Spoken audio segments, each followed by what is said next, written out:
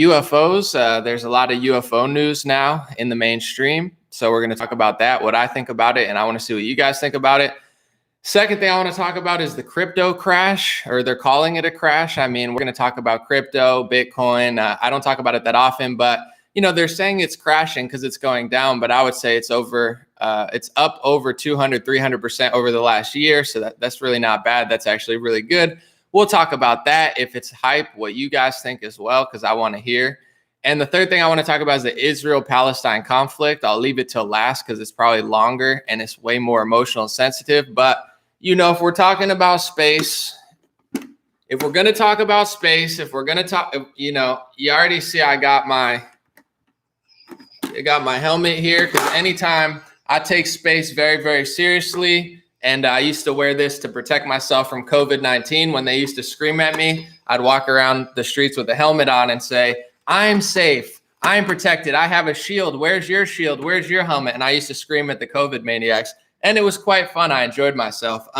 But serious topic, we got to talk about the moon landing. We got to talk about Space Force, UFOs. We're going to talk about it all. And before we kick off, I do want to just show you the loser of the day. I don't know if this is like a new thing that's going to stick. I know you guys can see it on YouTube. On Facebook, you can't. I apologize. It's backwards, but YouTube, you could read it real quick, and then I'll read it to you. This is Los Angeles Times. They put out today, column, the evidence is clear. COVID lockdown saved lives without harming economies. Wow. They really think we're this stupid. Los Angeles Times. I'll read that again.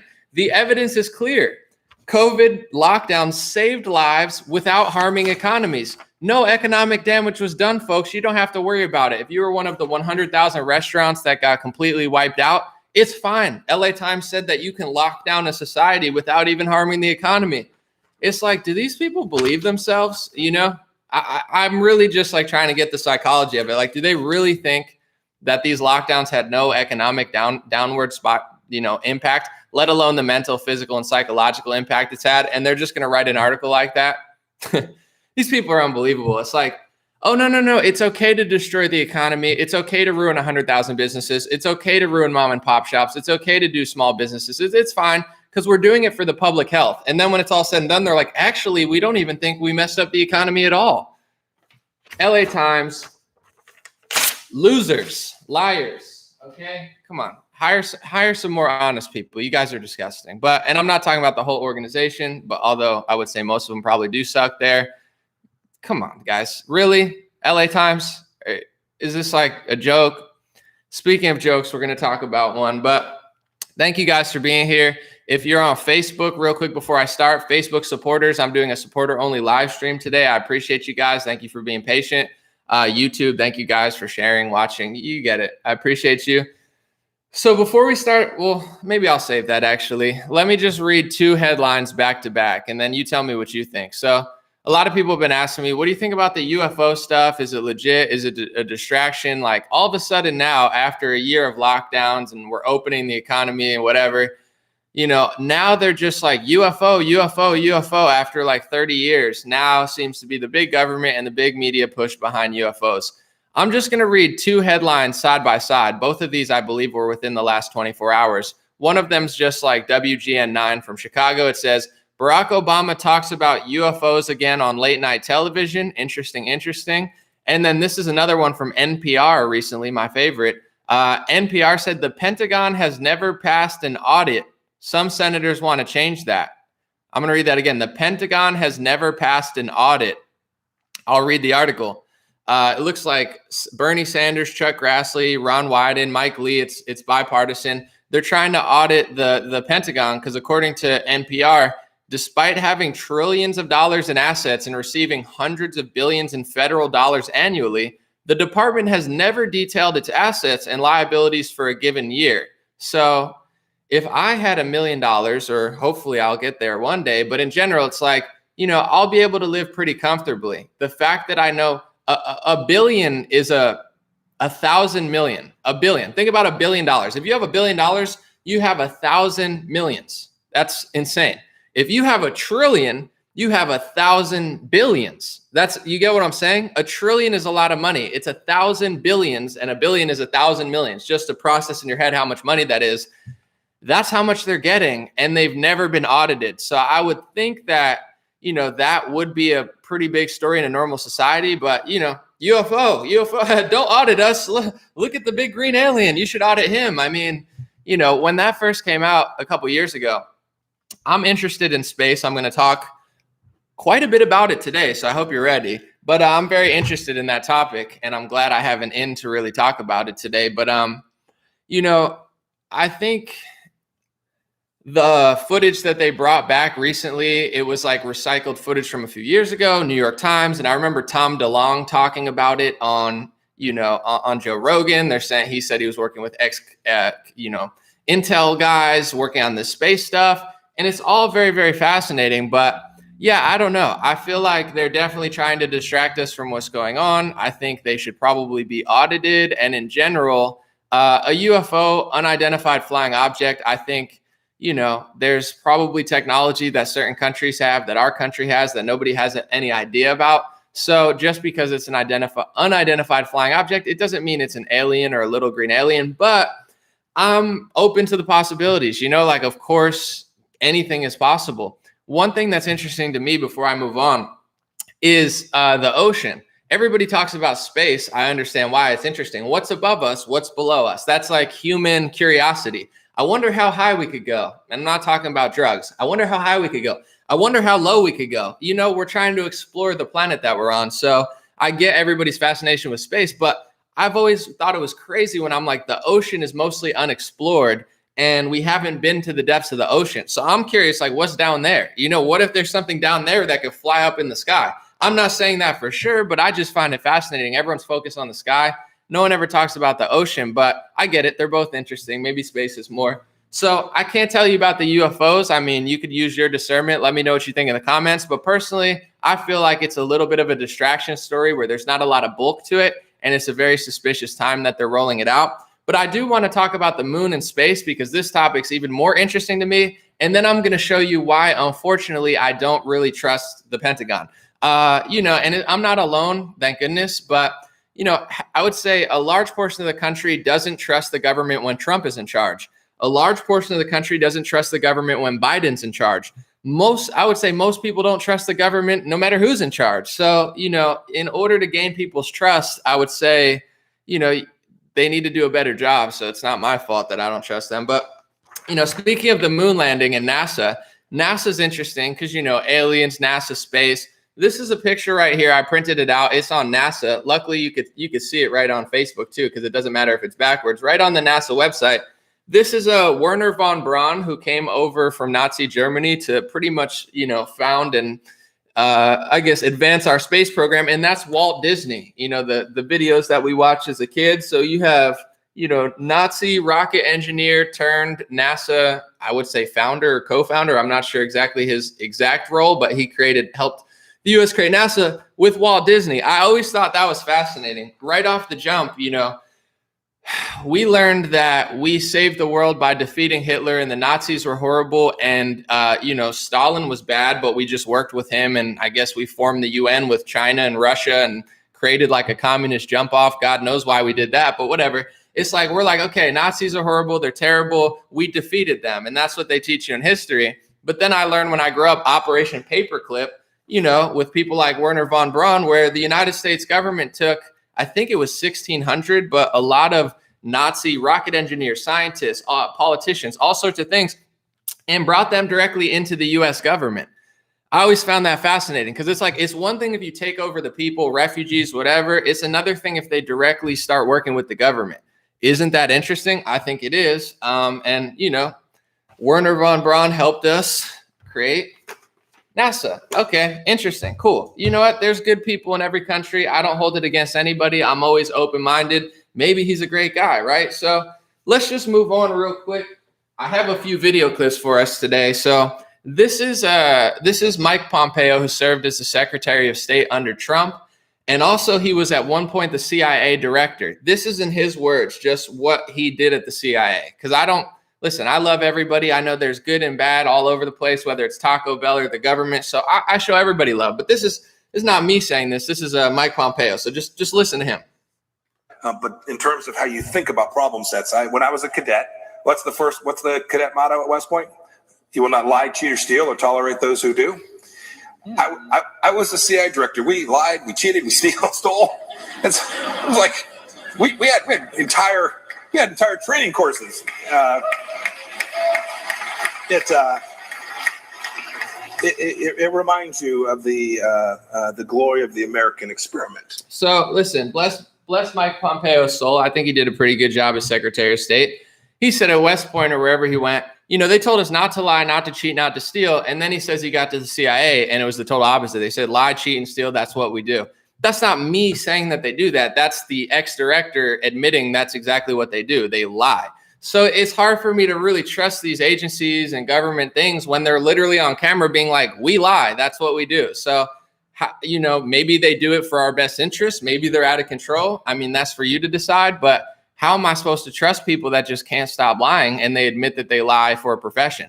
I mean, it's when they drop a bombshell report on me about UFOs or the Pentagon, it's like, maybe they're telling the truth, but maybe they're doing what they just told me that they do. And I know the CIA, the Pentagon, it can be different, but you get what I'm saying. A lot of these industries, I'm sure, work together for the betterment of the United States. So that was a little interesting. And then one thing that really, I would say, set me on my moon exploration, because I've always been like, moon, dinosaurs. This is like, as a kid, I'm eating dinosaur chicken nuggets. I want to be an astronaut. I saw this, which is Don Petit. This is the oldest living active astronaut in NASA. That's what he's known for, at least on Wikipedia. This is Don Petit of NASA saying, I'd go to the moon in a nanosecond. The problem is we don't have the technology to do that anymore. We used to, and we lost it. And it's a painful process to build back again. I pretty much memorized it because I've seen this clip so many times. I find it this is one of my favorite clips ever. Ready? Take a listen. We'll listen to it twice. Take a listen. I'd go to the moon in a nanosecond. The problem is we don't have the technology to do that anymore. We used to, but we destroyed that technology, and it's a painful process to build it back again. All right, let's listen to that one more time. Take a listen. I'd go to the moon in a nanosecond. The problem is we don't have the technology to do that anymore. We used to, but we destroyed that technology, and it's a painful process to build it back again. So that makes sense, right? We used to have the technology to go to the moon, and now we lost it. It's just a painful process to build back again. So I did my research and I looked up. Let me try to find it real quick, because I got papers on papers, folks. I tried to look up NASA's budget. In fact, I think I forgot to print it out. So I'm just going to Google it real quick. NASA budget. How much does NASA get a year? $23.3 billion this year. It's such a shame that they just don't have the time to figure out how to go back to the moon with a $20 billion budget. They used to have the technology, and it's a painful process to build back again. Makes sense? Of course not if you use your brain, but most people don't. So I did my research. That kind of spurred me on a whole journey, and I'll walk you through it. So these are two articles right here from nature.com and space.com. Or I'm sorry, it's zmescience.com and houstonchronicle.com. I got ahead of myself. I got papers on papers, trust me. I got so many papers, immigrants are jealous. They're trying to get their papers. Get it? Joke? Haha. Never mind. Okay, so I'm going to let you read that on YouTube and on Facebook. I'll read it for you. This one says your smartphone is millions of times more powerful than the Apollo 11 guidance computers. Wow, that's crazy. And then Houston Chronicle says your smartphone is light years ahead of NASA computers that guided Apollo moon landings. Isn't that just fascinating? So we don't have the technology we used to have in 1969 to go back to the moon because they destroyed it. And it's a painful process for them to build it back again, despite having a $20 billion taxpayer budget. But our smartphones are actually 11 million times or millions of times, more powerful than the computers they had in 1969. If we can only go back to 1969 to get that dang moon technology that was so superior, maybe then we could go back to the moon. So I started doing more research, and I was like, that sounds pretty suspicious. Like, I'm not a conspiracy theorist. I'm just reading mainstream headlines, and I don't feel like these people are very honest. So then this is Reuters and CNN, our favorite. Here at Anomaly, they hate me because I go #1 on Facebook, and I'm just sharing CNN articles. They want to call me a conspiracy theorist, but I'm sharing their own articles. We love the trusted news right here. We love Reuters. Reuters did a nice piece on baby powder and J&J. We love a good Reuters. We love a good CNN. So mainstream, not conspiracy theory.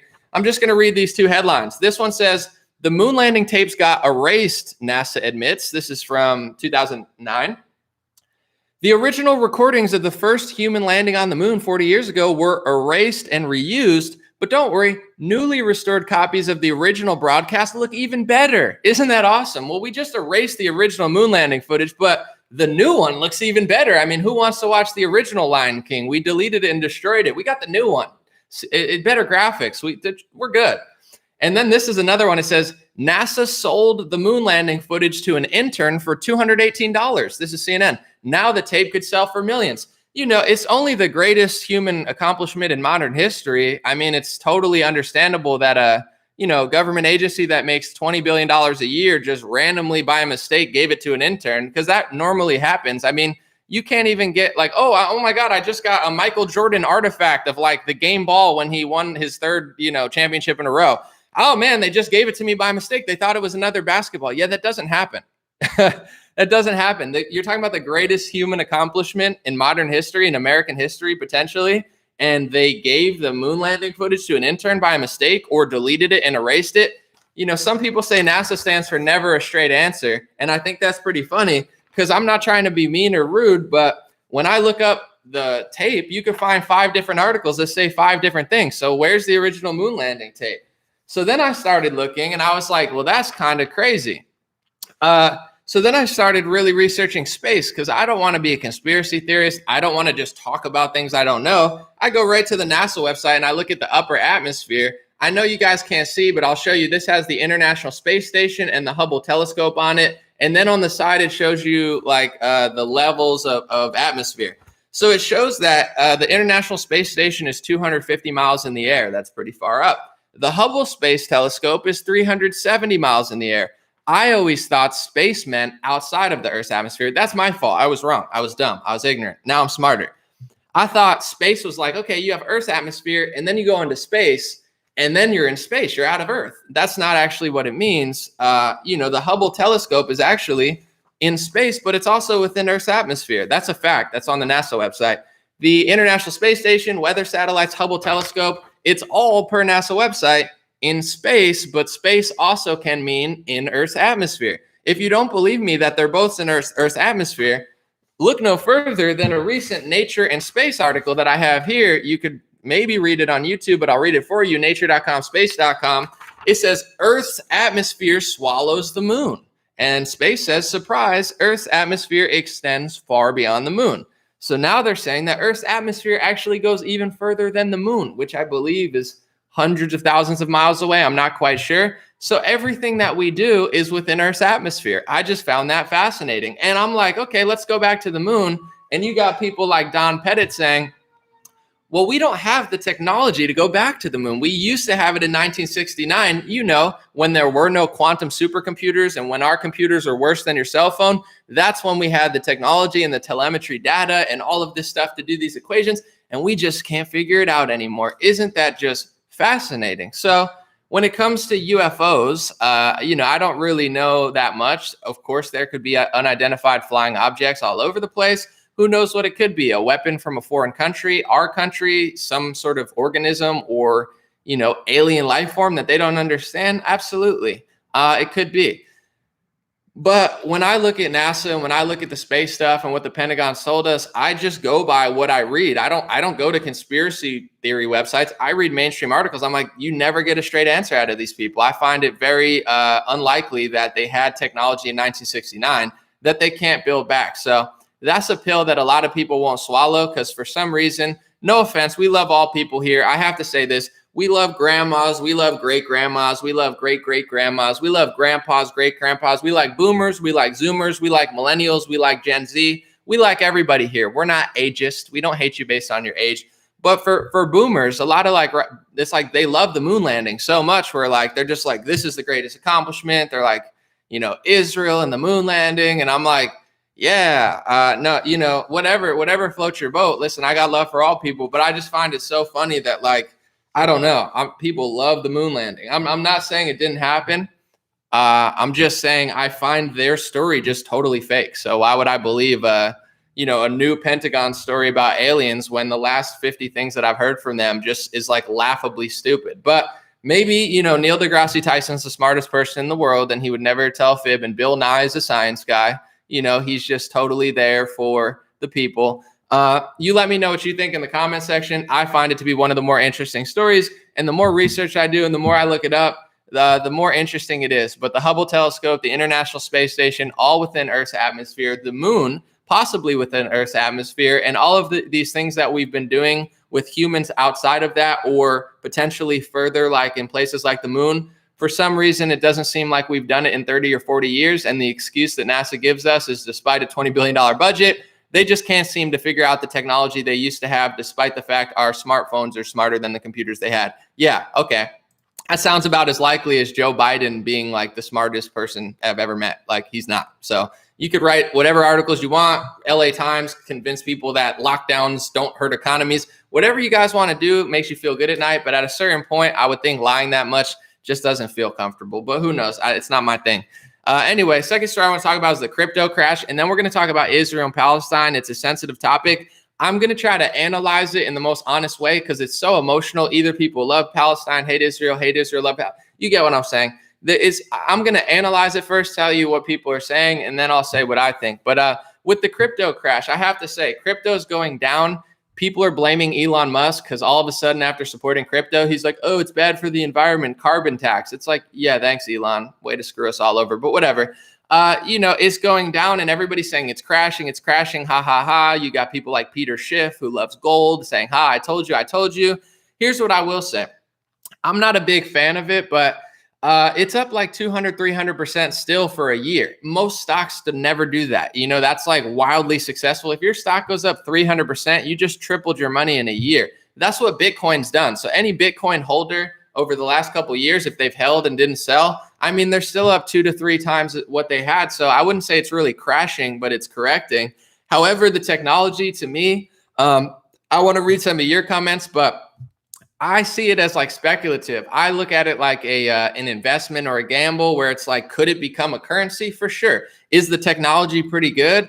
I think the good thing about Bitcoin is, I'll say the pro and the con. The pro is that there's a finite amount, or it's like locked in. So, they can't just print fake ones, I guess, with the Bitcoin, but there's all sorts of random coins, Shiba coin, Sushi coin. They got all sorts of coins, trillions, quadrillions. So it's become like Dogecoin. It's getting pretty funny. But overall, like to a certain extent, like I see how the technology could be good, but at the same time, it's all digital. So if somebody controls the internet, or somebody, cracks down on banks and how you can trade, the Federal Reserve could probably swallow you up at any time. I don't know that it's going to save humanity. It could go to zero. It could, destroy people's bank accounts. But I find it fun just for like, hey, I could times 10 my money. I could lose it all. They say I'm not a financial advisor, but whether it's crypto or stocks, never put in more than you could lose. I think that's smart advice, because if you lose it all, it shouldn't destroy you. I don't think you should put your savings. But I'm not an advisor. I'm just saying I see it as like an interesting, it could times 1,000, it could go down times 10, but I wouldn't really say it crashed. So everybody's saying it crashed. I mean, it's the same as saying India, everybody's dying in India. If you look at India with the COVID deaths per capita, I'm on worldometers.info right now on my computer. India is still number 108 in the world, 108. So they tell you that everybody's dying in India. They don't tell you the population's over 1 billion. So deaths per capita, on a normal year, more people are dying in India because they have more people than most countries. So they take statistics out of context and say, oh my God, look, India, everybody's dying. It's like, no, they're not even top 100 in deaths per capita. That's a fact that no one will tell you. So with Bitcoin, it went up and then it goes down. I don't know. Let me know what you guys think. I just don't think a crash is a proper term. I think it'll probably be okay for a little while, but to me, the whole thing's kind of sketchy. Yes, it's decentralized. It's all digital. It's all what you think it is. If you invest in it and believe in it, it grows. If you don't, it sinks. I don't know. I find it funny, but I'm not that pro Bitcoin and I'm not that anti Bitcoin. It's just interesting to me. The last story I want to talk about is Israel and Palestine. And I think a lot of people care a lot about this for multiple reasons: ethnic reasons, religious reasons, humanitarian reasons. You have a lot on both sides. So I just want to roll it back and kind of say what both sides are seeing, and then I'll tell you what I see. It's a complex issue because you have one side of the argument, Israel, and I would say Christians.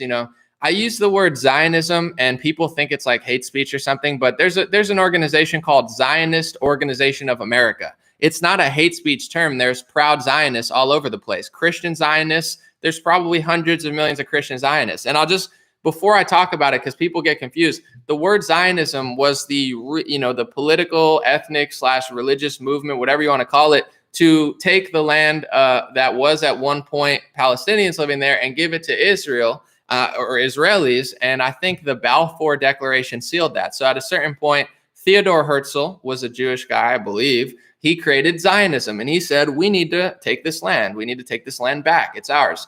And, the Balfour Declaration was signed over to Lord Rothschild, and that gave them, I think the UK signed it, and that gave them the rights to the land, except there were people already living there. So this is the argument. The Palestinians will say, we were here first, and people who support Palestine say, we were here, and Israel just came and stole our land and killed a lot of people. And then the Israelis will say, it's our land. We deserve it because it's our thousands of years old land. And Christians will say, some of them are Zion. Most of them, I would say, are Zionists, especially on the right wing. They say, no, that's their land. That's Israel's land. We need to rebuild the temple. It's going to fulfill biblical prophecy. So, Jewish Zionists and Christian Zionists have formed an alliance for different reasons, I would say, to take that land back or take it in the first place, depending who you believe. So it's a complicated issue, in my opinion, no matter what side you're on, because it's two fundamentally different things. You have one group of people who thinks they lived there 1,000 years ago, and then you have one group of people that thinks they're just stealing their land constantly. And then, this is the topic where I think no matter what side you're on, from Israel or Palestine, the question that nobody ever asks is Israel trying to preserve the land that they've already taken or they already have? Or are they trying to expand and just take more land? These are questions that nobody asks, because if you question Israel ever, you're called an anti-Semite. Pompeo says anti-Zionism is anti-Semitism. So if you question the Zionist agenda, which, by the way, dominates so much in politics that you only have two options. So it's like you're an anti-Semite if you disagree with what they're doing. And then if you disagree with the Palestinian side, they're going to say you're supporting genocide and you're killing a bunch of Palestinians. So it's a difficult topic to even tackle, because both sides will accuse you of hating an entire group of people and wanting to kill them for the crime of asking a question, or in many cases, just telling the truth about what's going on. So, from that being said, those are the origins of Israel. Neither side agrees with each other on whose land it is, so it's going to be ugly either way. With that being said, I'm curious. I've never been to Israel or Palestine.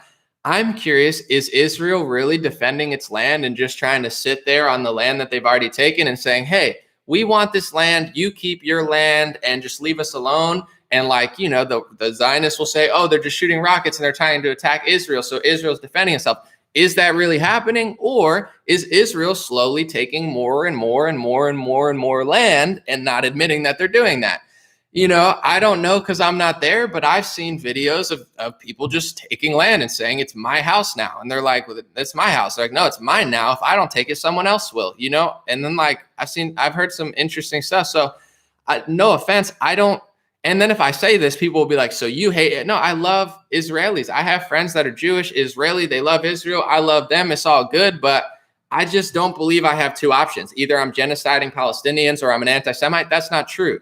I think that's a tactic to stop people from questioning what's going on.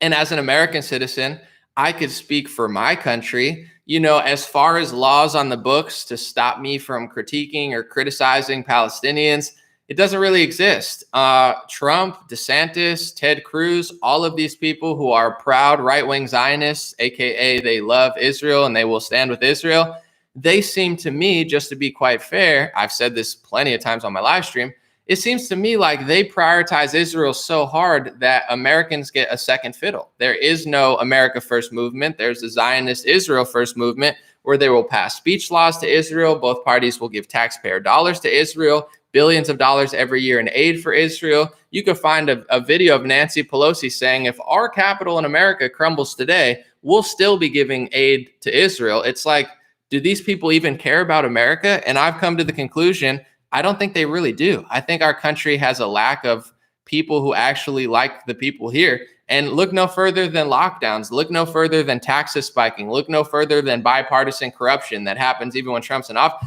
I don't think the politicians here really care about the people at all. I think they're so far detached and so used to, serving special money interests, whether it be the pharmacy industry, military industrial complex, their big lobbyist friends, that what it looks like to be America first, because the Democrats are so far gone, isn't really even America first. Like, I feel like that's a big thing. And I really started learning this. I never thought about this stuff. I never thought about Zionism or Israel or Palestine until I started watching Trump pass executive orders to make it harder to protest on a college campus. He passed an anti-Semitism executive order. And I thought that the right wingers were actually, pro college campus protests. Ben Shapiro is getting censored on college campus. I agree. Ben Shapiro is not that bad. He should be able to speak on a college campus, whether I like what he says or not. Ben Shapiro has the right to protest or the right to speak on a college campus. So if that's how the right wing feels, why are they passing bills for Israel? And what you see is,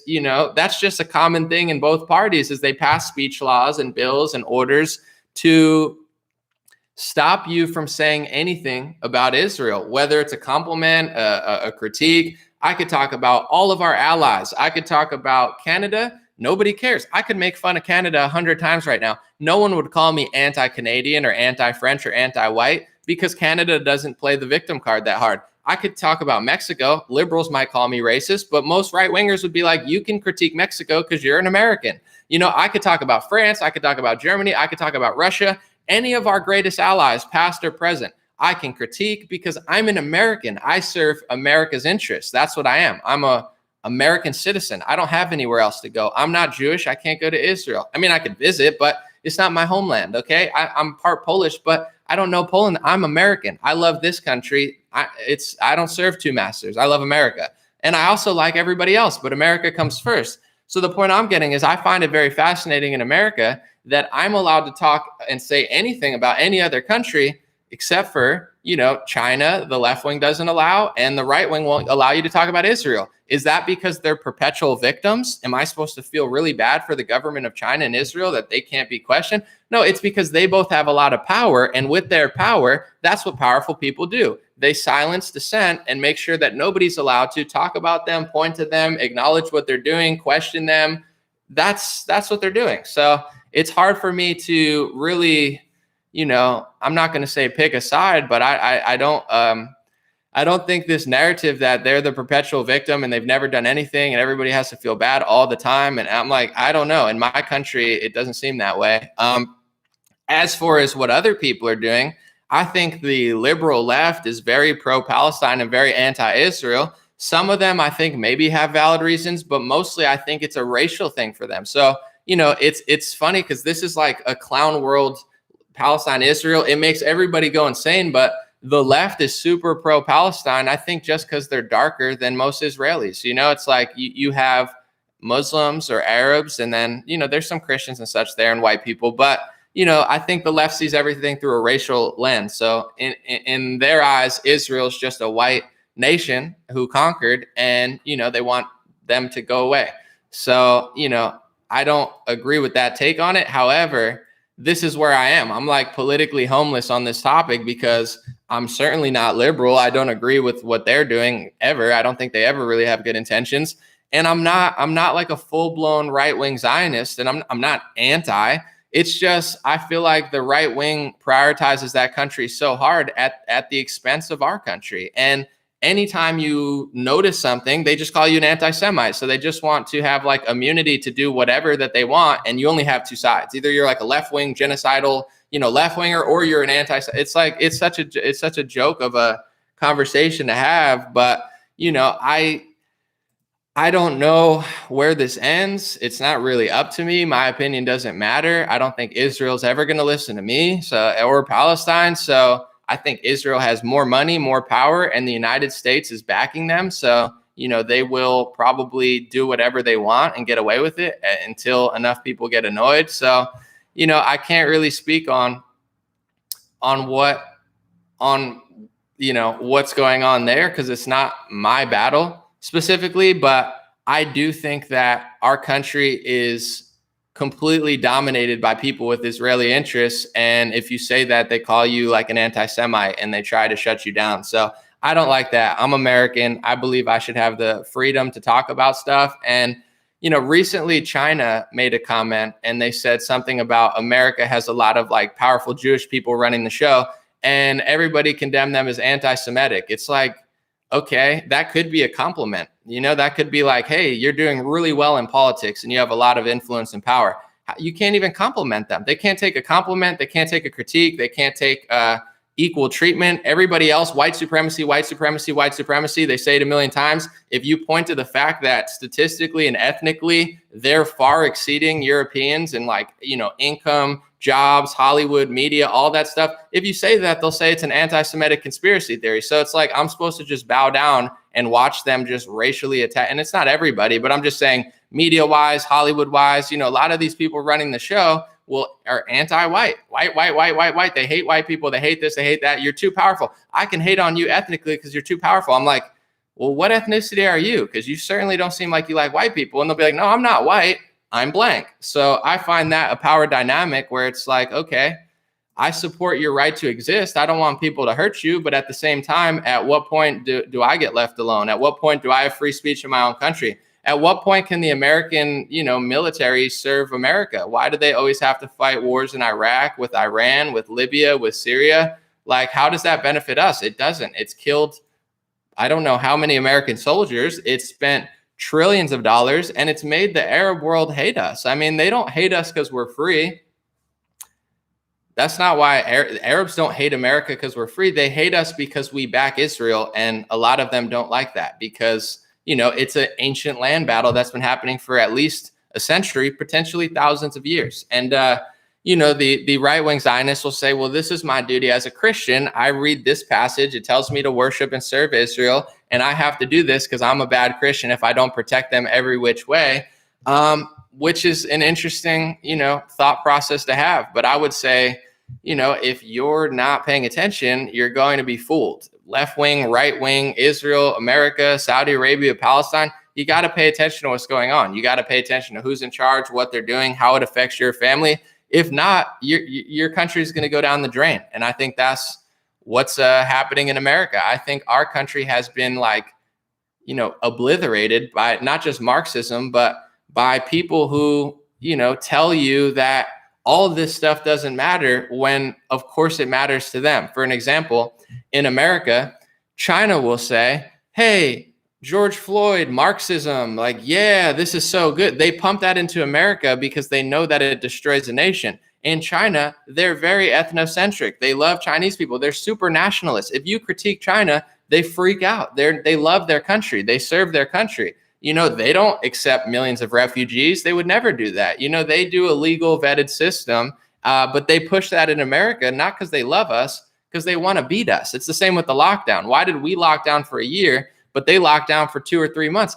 China just one-upped everybody in the world because they opened their economy way earlier. Like, they're playing chess.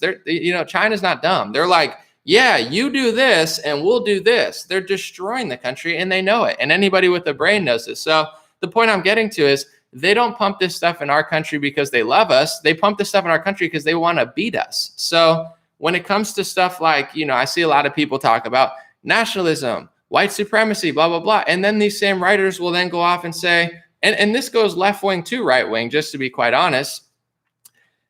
They'll say, America, you don't have the right to do this, this, and this, and this. Even Charlie Kirk will say that. But then he'll say, but in Israel, they do. So I think that's a big dynamic in our politics.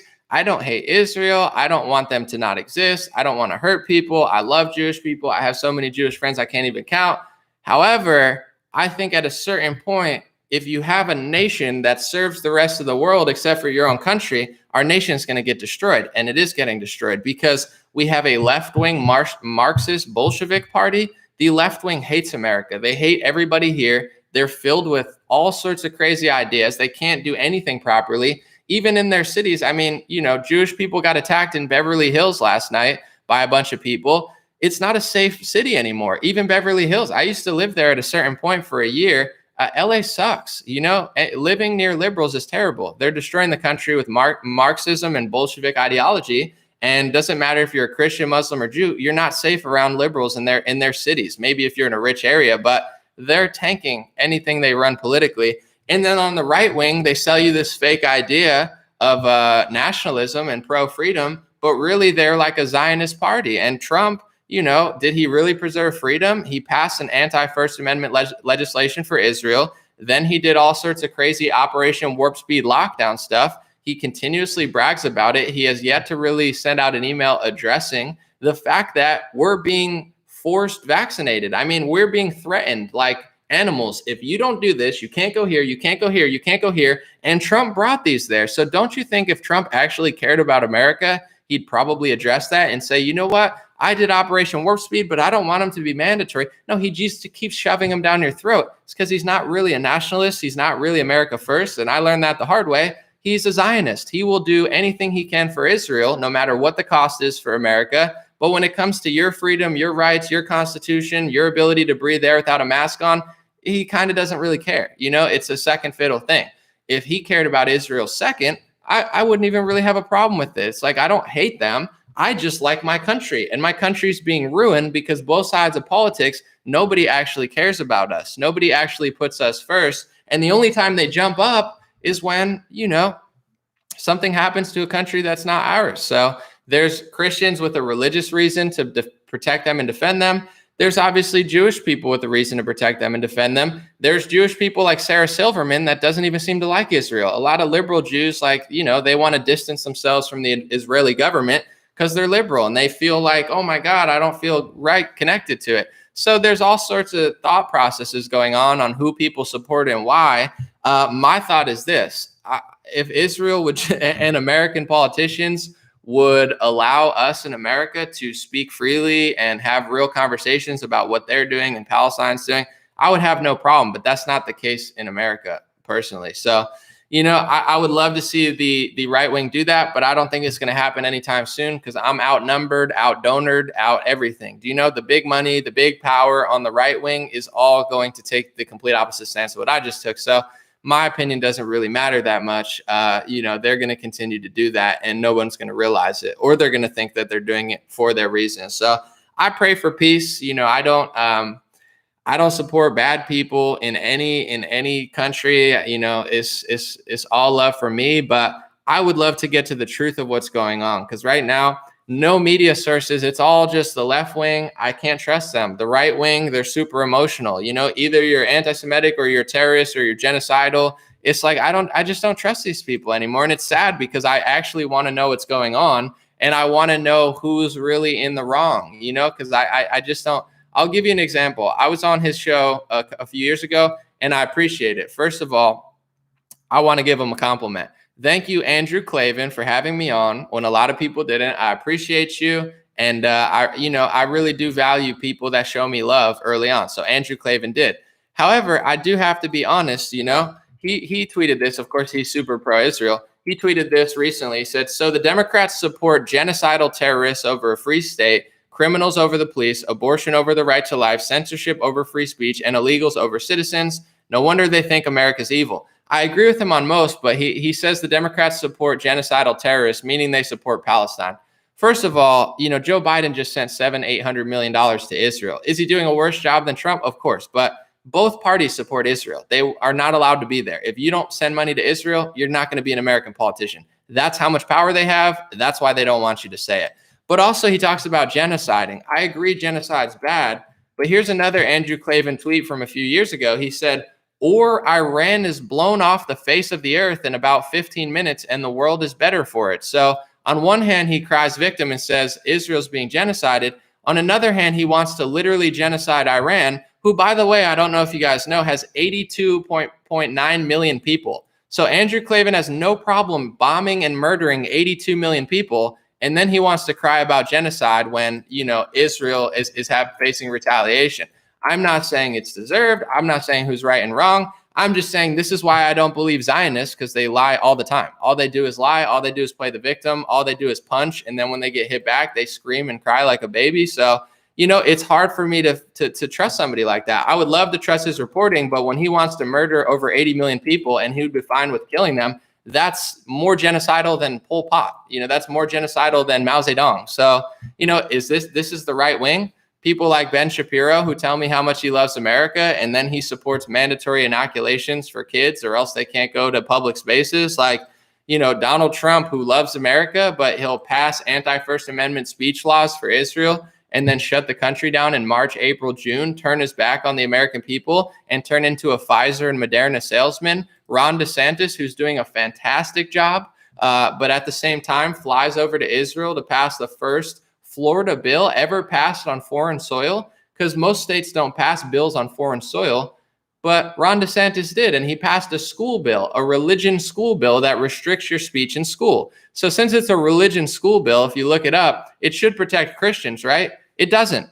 He passed a religion school bill as a Christian for Jewish atheists and also, religious Judaism, but didn't include Islam, Hinduism, Christianity. No other religion was included. So was it really a religion bill? No, it wasn't a religion bill. It was a bill for Israel and Jewish powerful people, because if you read the laws, it doesn't protect people in Beverly Hills. I like Jewish people. I don't think Jewish people should have been attacked in Beverly Hills. I think that's insane. But there is no speech law to protect those Jewish people. These laws that are being passed by DeSantis, by Trump, by Republicans, and by Democrats, they're not to protect your average Jewish buddy. They will never get speech protection from this. It is there to protect people like Mark Zuckerberg, Susan Wojcicki, Jeff Zucker, the head of CNN, and a foreign country that dominates our country, as far as has major influence over our domestic and foreign affairs. So much so that they need to keep passing speech laws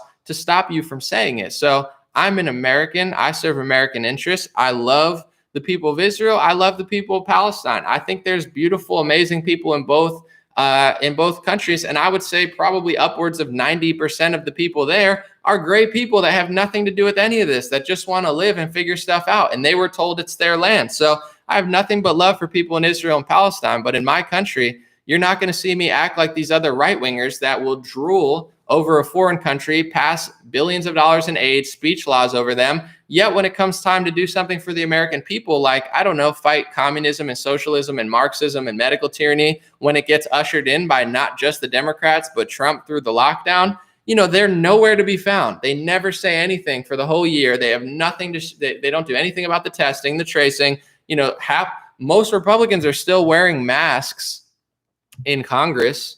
How are you going to conserve anything in our country if you can't even conserve your right to not be forced in a cloth mask against your will? It's like Ted Cruz, like, I stand with Israel. That's awesome, Ted Cruz. I respect you, but you can't even stand for yourself. Who cares if you stand for Israel if you can't even stand in Congress without a mask on? He's on Twitter begging them, can I please take my mask off? I have a diaper on my face. It's like, what are you going to conserve for me if you can't even conserve your right to walk into work without being forced a diaper on your face? So I just feel like their priorities are super screwed up. Someone said rhinos. You could call them what you want, Republican in name only. I don't like that term because it acts like Democrats are the only problem, like Republican in name only. No, Mitt Romney's a Republican. George Bush is a Republican. They're not a Republican in name only. They're Republicans. That's the Republican Party. Trump was a Republican. You guys say, oh my God, it's Cruz. It's Mike Pence. It's everyone else. It's like, what about Trump? When are you going to keep the same level of criticism that you have for Romney and Pence and Liz Cheney? When are you going to use that same analytical eye to Donald Trump, who ended up printing more money than Obama and Bush, ended up ushering in medical tyranny, brags about it every other week in my inbox, but can't seem to put out an email about the kids being forced masks or people at their work being abused with mandates? Anomaly, why don't you do something about it? Go to exposelockdowns.com. I have a website, exposelockdowns.com, and you can see all 3 FDA fact sheets, which Trump never tweets about, because if you knew the facts, you'd know it's not FDA approved. It's emergency use authorized, and Trump was the one who originally declared the emergency. So they all go hand in hand. He was in on it the whole time. But in general, if you go to that website, I have resources, articles, CNBC, CNN, Justice Department, so you can form an argument to try to protect yourself from these psychopaths who are taking Trump's Operation Warp Speed Moderna Pfizer vaccines and trying to jam them down your throat against your consent. So I am doing something. I didn't usher them in, but I'm still doing more to say, hey, leave us alone if we don't want to take it. If you want to, that's fine. He brought them here. He funded them. He bragged about it. He rushed the FDA through approval. He says he did. I don't know if he's even telling the truth or not. And he can't even say anything to you. You get what I'm saying? So I don't mean to go on a tangent, but this is the two-party system. One party doesn't serve you. The other party serves you like 30%. At a certain point, I really believe in the title. Although I love all people, I even love all religions. I don't look down on people for being atheist or Muslim or Jewish.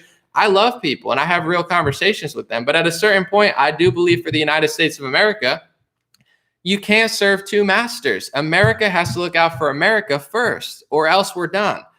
I actually give credit to China and Israel.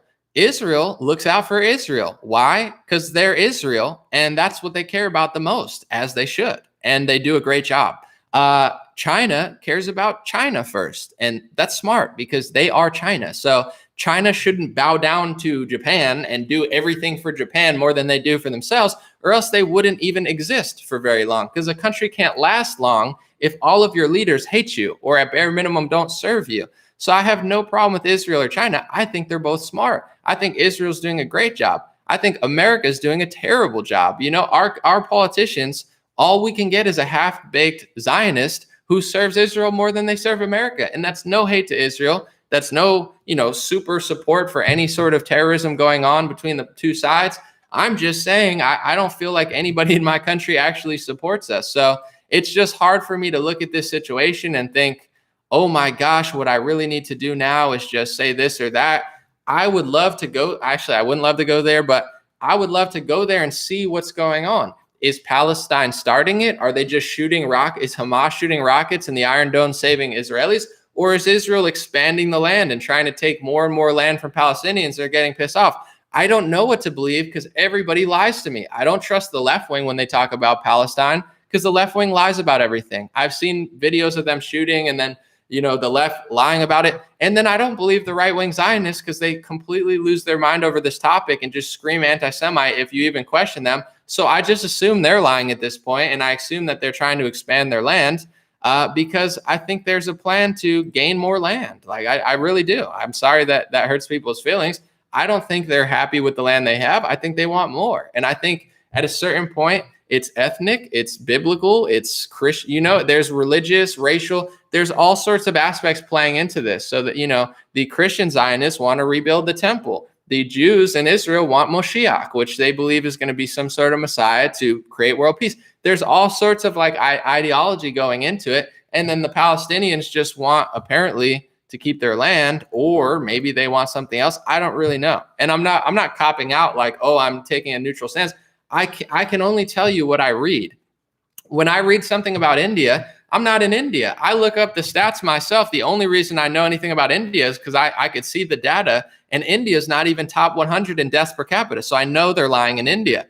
When it comes to Israel and Palestine, what do I know? I could say, oh my God, I support Israel. They're totally innocent and they're just being shot. Maybe that's true. Or I could say, I support Palestine. They're just getting murdered and Israel's trying to expand. I only know videos that I watch on Twitter. I don't really, my view and my scope of what's happening is very selective because that's all I see. So I've seen videos that debunk what both sides are saying. And to be quite fair, I literally just don't trust anybody anymore. I mean, I don't mean to be like a paranoid person, but I don't trust the left wingers who support Palestine. I don't trust the right wingers who support Israel. I don't trust either of them to be fair or accurate. So I try to go deeper, talk to people around the area, talk to people in Israel, talk to people who are Palestinian. And, I have a better idea now of what's going on. But even then, I mean, you talk to me about America, I'll tell you one thing. If you talk to a liberal about America, you could have this whole other perception of America saying America's so bad, it's so evil. And it's like, I guess it depends who you talk to. So someone said America first. That's just my take. Like, I'll give you another example, and then I'm going to just read some comments and move on. My ethnicity, just to be fair, I am Polish, Puerto Rican, Czechoslovakian a little bit, and Italian. Okay, I have a grandpa from Italy. I have a grandpa from Poland. I like Poland and Italy. I've never been there, though. So my loyalty lies. I don't have somewhere to run to. I don't have somewhere to escape to. Maybe I could run to Poland, but I don't speak Polish. I'm American. I love my country. I wasn't raised to be overly Polish. I mean, I was raised with pierogies, kielbasy. Italian, you got all the good Italian food. You get it, chicken parmesan. But I was raised American. That's all I know. This is the only land that I have. So I don't hate Israel or Palestine. I love America. I don't have anywhere to go. So, when there's certain interests, they have other places to go. That's why they don't care about America. Because some people are like, I'm going to end up in that country. That's where my people are. I feel more connected to that country because that's my ethnic home. I don't have America's the only home for a lot of people who escaped other countries. So I would love to see the right wing. I'm more interested in what they're doing in my country. I'm not so interested in how much they serve Israel or how much they serve Palestine. I don't want people to get hurt, but at the same time, I'm watching my own country get hurt. You have millions of kids forced in masks, and Republicans and Democrats could care less. Very few of them even give a crap at all. I've seen our life expectancy in America go backwards. You want to talk about deaths? Opioids and over abusing drugs is the reason that we always had a better life for our kids and grandkids, and now we're going backwards. So my country's being killed.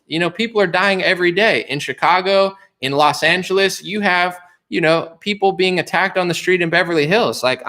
You have homeless people all over downtown Los Angeles. Every city is just growing with homelessness and drug addicts. So that's what I care about. It's not that I hate Israel. It's not that I love Palestine. I love America. I love both countries, to be honest. I love all people because I've seen good Palestinians. I've seen good Israelis. So I don't agree with anybody that just wants to kill everybody, like whether it's Andrew Klavan or somebody in Palestine. I don't agree with that at all. It actually hurts my soul because I know Iranians that have family in Iran, and 95% of the people in Iran are innocent people just like you that listen to EDM music, that go to event, and you want to murder them?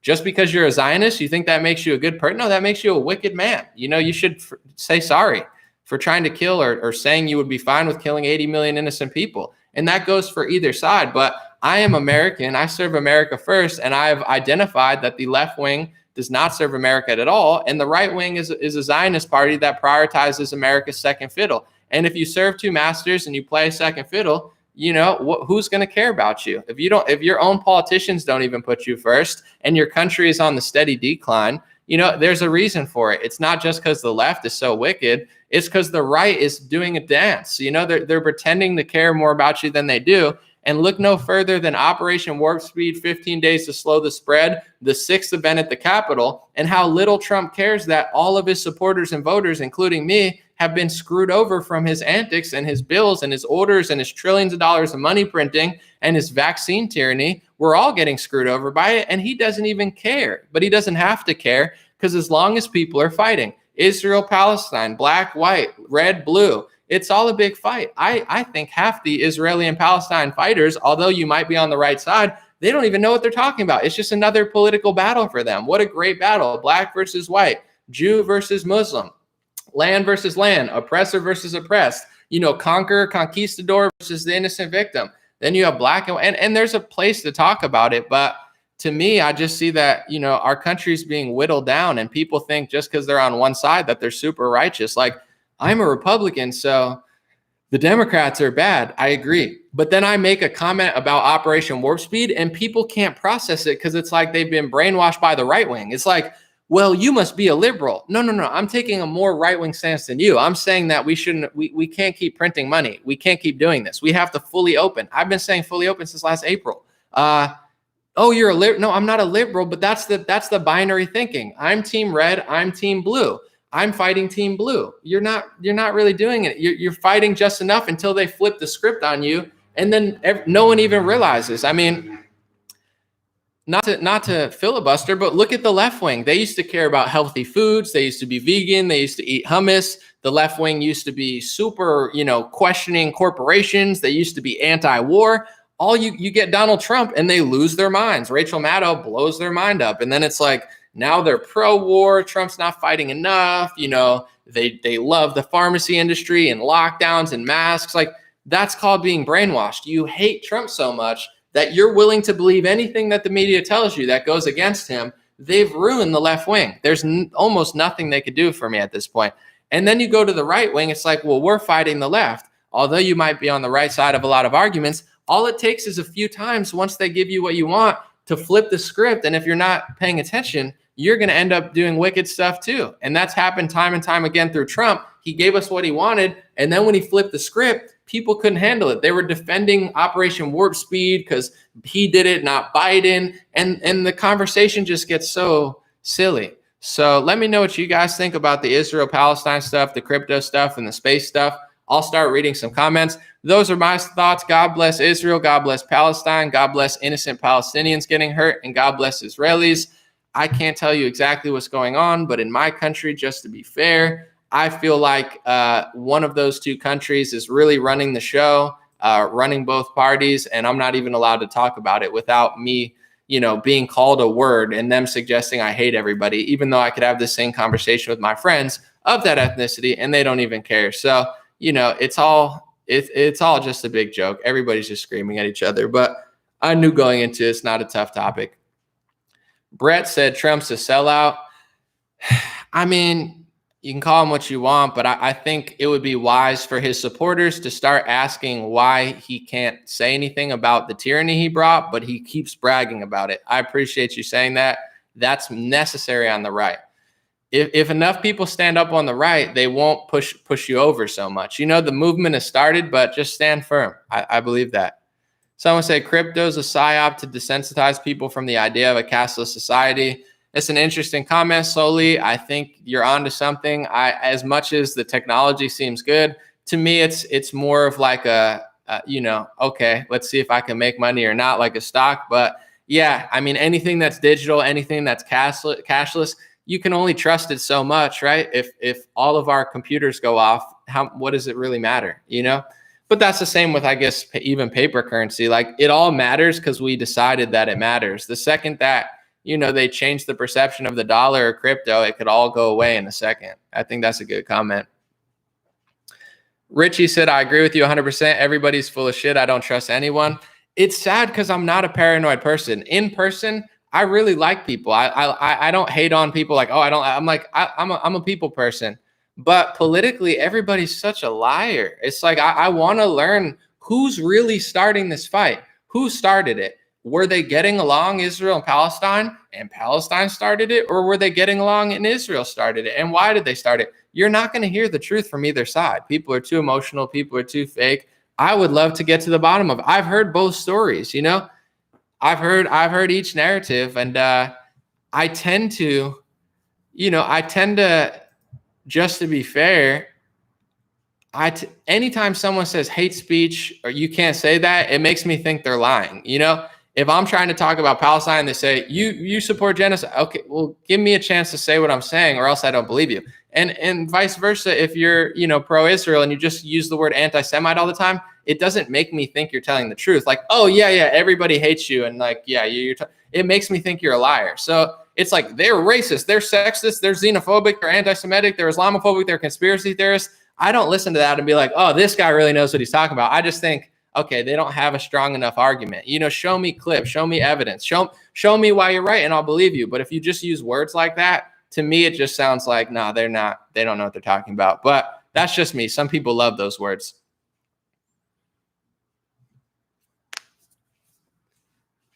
Someone said Trump, DeSantis, that's the ticket.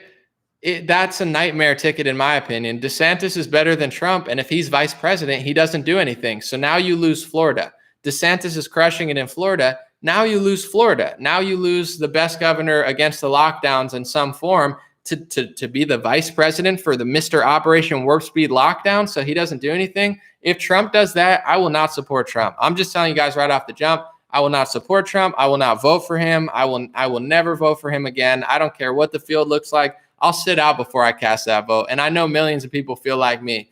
He betrayed us. He did Operation Warp Speed lockdowns, ran people in a show for 3 months, got them set up at the Capitol, said absolutely nothing about it. And he continues to just email me every week about how great it is that he pushed the FDA to get these out. If he didn't push the FDA to get these out and he's telling the truth and they wouldn't be out, that would be better. I would rather them take 4 years. He says 100 million people would have died like the Spanish flu. Trump's a liar. I would never vote for him again. I would never support him again. I'm waiting for him to tell the truth again like the first 3 years, and he can't do it. He's stuck in Operation Warp Speed, Big Pharma, Pfizer, Moderna mode, and he's become almost a bigger liar than Fauci.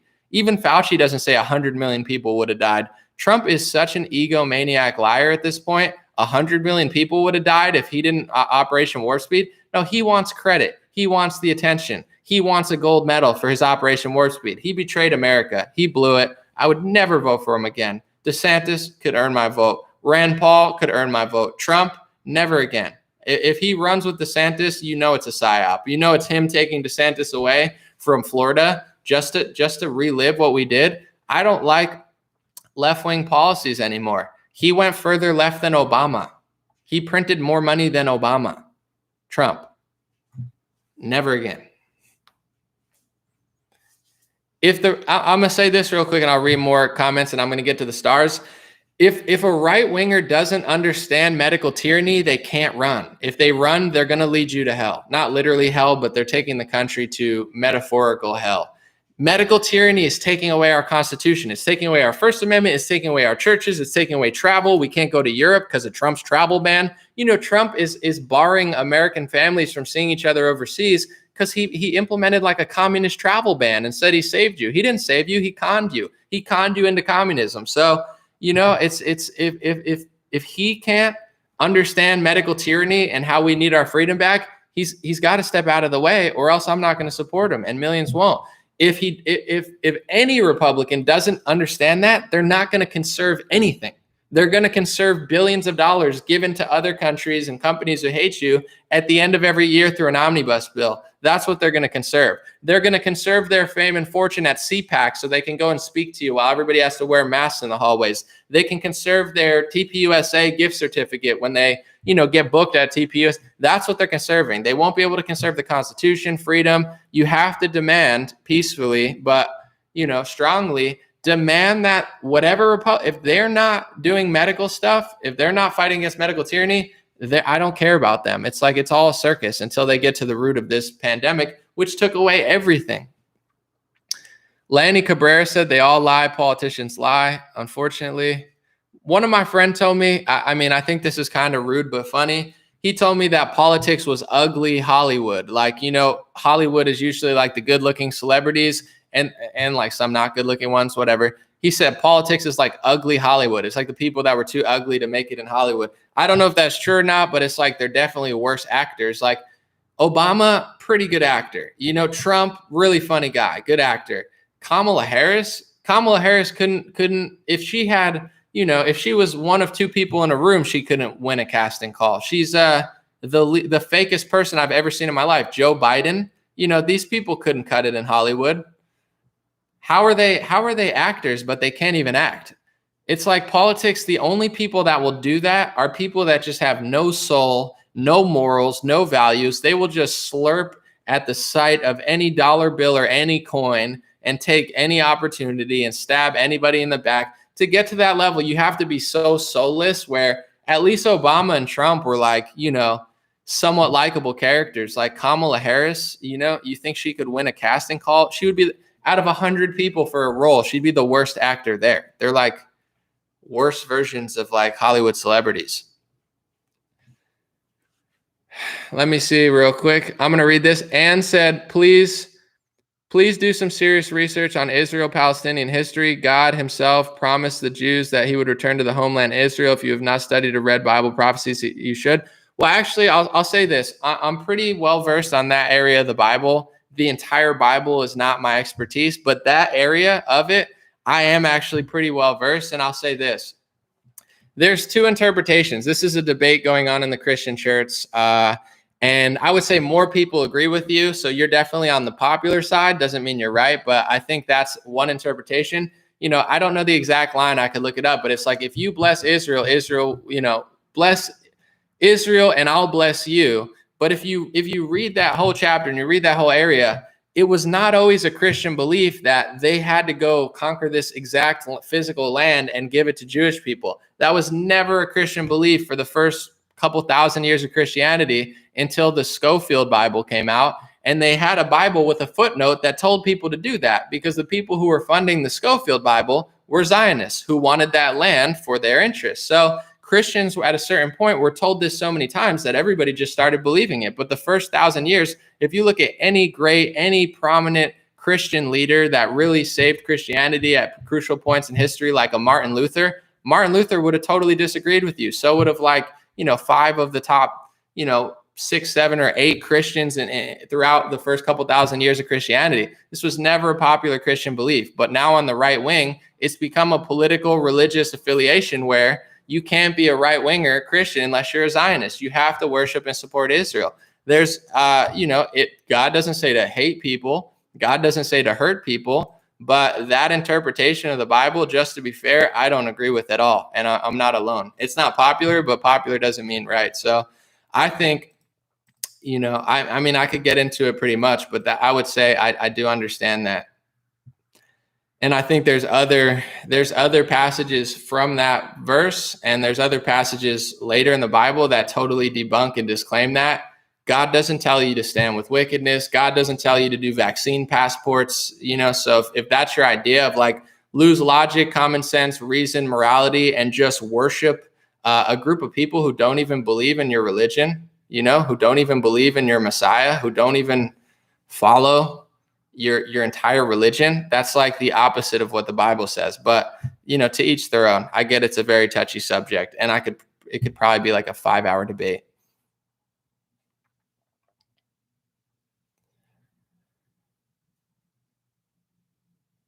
Someone said, Mike G said, why don't you ever go off on that, like Biden, scared to get censored, talking S about Trump will keep the lefties happy?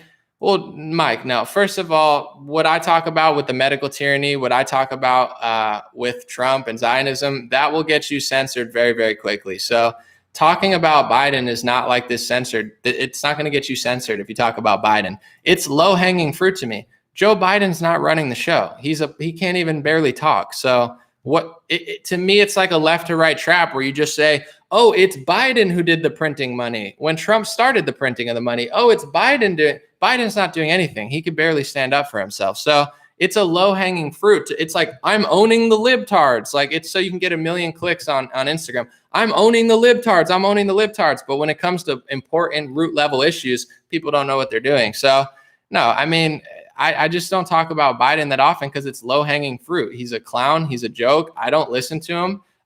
You can't go out in public unless you get vaccinated without a mask. I don't even listen to him. I tune him out. Like, it doesn't even exist. So I'm more concerned about the 100 million people who are ready to try to, gain power back, and they're gaining power behind somebody who's not leading them in the right direction. So the reason that I don't talk about Biden that often is not because I'm afraid to get censored. I could talk about him every day and they'd never censor me. It's not like this scary subject. Everyone's talking about Joe Biden. It's just like, okay, that's the left or right trap. Okay, so Biden's so I'm going to vote for Trump and DeSantis, and I'm going to go right back to where I was 4 years ago. Like, yeah, Biden sucks. Kamala sucks. It's hard for me to even process certain things that I actually agree with them on. They're totally wicked. They're absolutely insane. Their cabinet is like a downgrade in every form. So what more do you want me to say about it? This is what I do on my channel. I do a video on Kary Mullis, the founder of the PCR test, the inventor, the guy who has a Nobel Prize. That type of stuff's interesting to me. Bill Gates, How to Lie with Statistics, a book that he, 1 million views on a book report. People are not a lot of people are doing that. So it's like, this idea that I'm doing it to avoid censorship. No, I just think it's a lowbrow, low-hanging fruit issue that, on a scale of what's important and what is productive, just making fun of Joe Biden is like just an obvious. It's funny. I like the humor aspect of it, but I don't think Joe Biden, he's certainly not in control as far as like who's running the show. I don't think he's making any decisions by himself, but we'll see.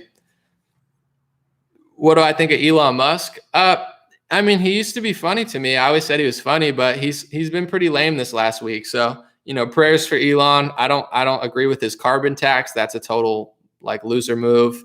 I mean, I don't get overly excited about billionaires anymore. So he's funny a lot of times, and now he's not. That's really the extent of it. Someone said, How to Lie with Statistics is important to read. It's very important to read. Richard Wayne, what's going on? Thank you. Cheers. Appreciate it.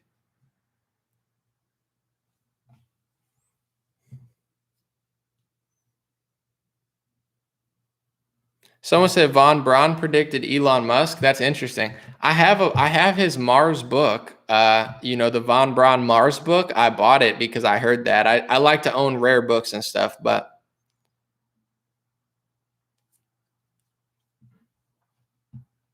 is Young Pharaoh here? Is that Young Pharaoh? Anomaly, answer me. Give the people content. I need you. What are you upset? He saw my comments. Okay, no, I see you now, Pharaoh. I don't know if that's really you or not, but if it's really you, I would be willing to have a conversation again if you would not be so aggressive and like wild, but I'd be willing to talk. There's no problem.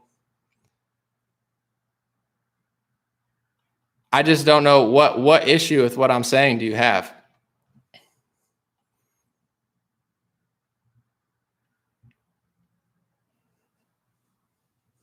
Someone said it's probably not him. It might not be. I don't know. It could be like a fake account. I don't know. Someone said that's not the real one. He's banned from YouTube. He might have made a new account though. I don't know. Yeah, I'm not gonna if it's really him or something and people wanted to set up a debate or a conversation, that's fine.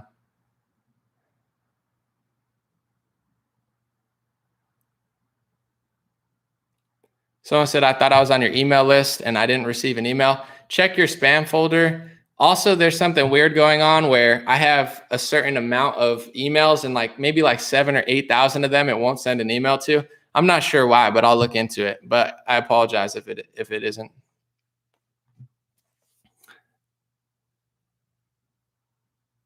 I mean, I'm always willing to have a debate or conversation. When it comes to the Trump angle of it, I've already had a debate with Hotep Jesus over it. It was interesting. I'm willing to, there's nothing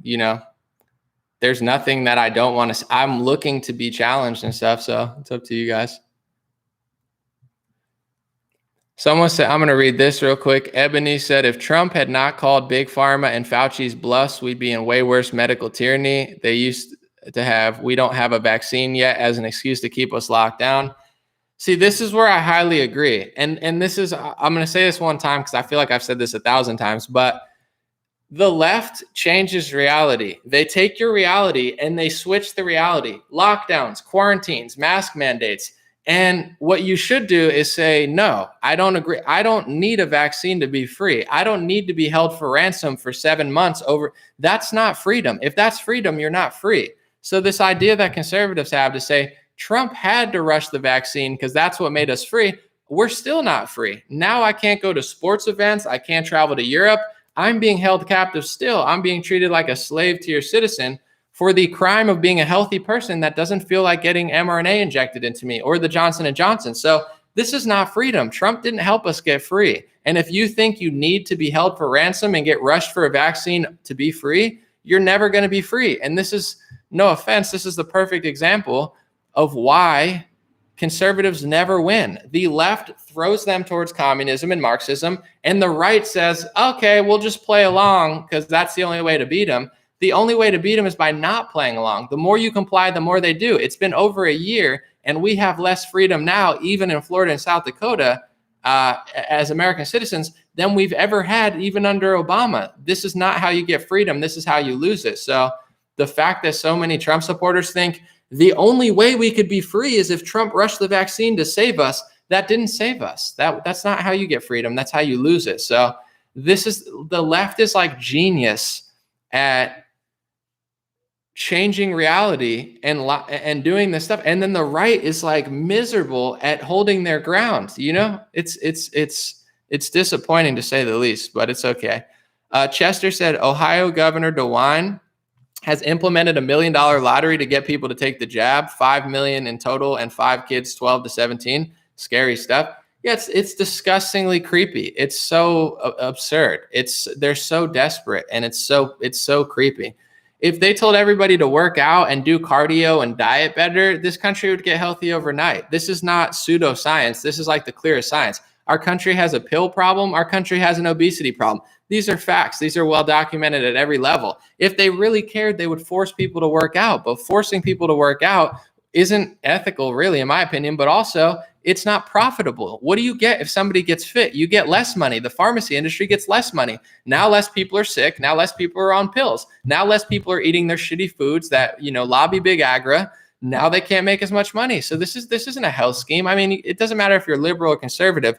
You got to be really foolish to think this is about your health. Like I see conservatives and liberals, they're trying to be like pseudo intellectuals. Like, no, this makes no sense. You know, any healthy person will tell you, just look at the stats. Look at the stats of hospitalizations. Look at the stats of deaths. There's one thing that they all have in common: obesity. There's a reason. It's clear science. You're just less healthy if you have more weight on your organs in your body. That goes for anybody, any ethnicity, any religion, any race. This is like real science. That's a one size fits all approach. If you're 400 pounds, you're going to be less healthy than if you were 200 and the same, you know, in the same body. That's science. They don't care about science. So, you know, this idea that Trump saved us by rushing a vaccine, that's not science.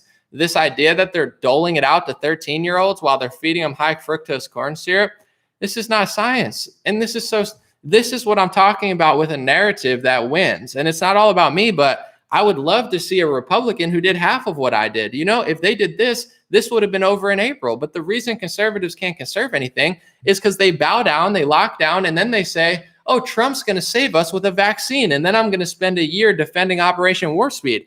How about you defend your country and your bodily autonomy and say, I don't care if it's Trump, Biden, Obama, Clinton, Bush, or Ted Cruz. I'm not a slave. I'm not a prisoner. I'm not going to be a slave to your citizen. My freedom is not liable to be held for ransom so you can force a big pharma product down my throat. I refuse to acknowledge this reality. That's not the world I live in. That's not healthy. That's not helpful. That hurts elders. That hurts children.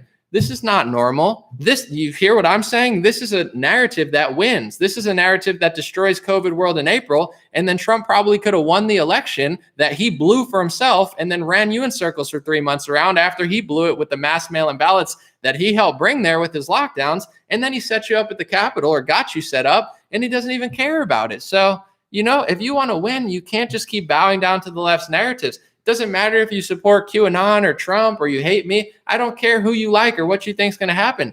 Be a real man. If you're a man, be a real person. If you're a human, and say, I'm not going to be a political ping pong ball. You're not going to throw me left and right and get me to, you know, defend Operation Warp Speed. Like, this isn't a game to me. I'm not a slave. I'm not an animal. I refuse to be an animal. I don't care if it's a Trump supporter or a Biden supporter. I'm not your slave. And people mostly leave me alone because they could feel my energy when I say that. So there is no, I could get held for rent. No, this is a narrative that wins. Lockdowns kill. They hurt elderly people. They hurt children. And I have data and I have articles and I have science to show how they can physically, mentally, and psychologically wear down our country, which they have. So that's how you win.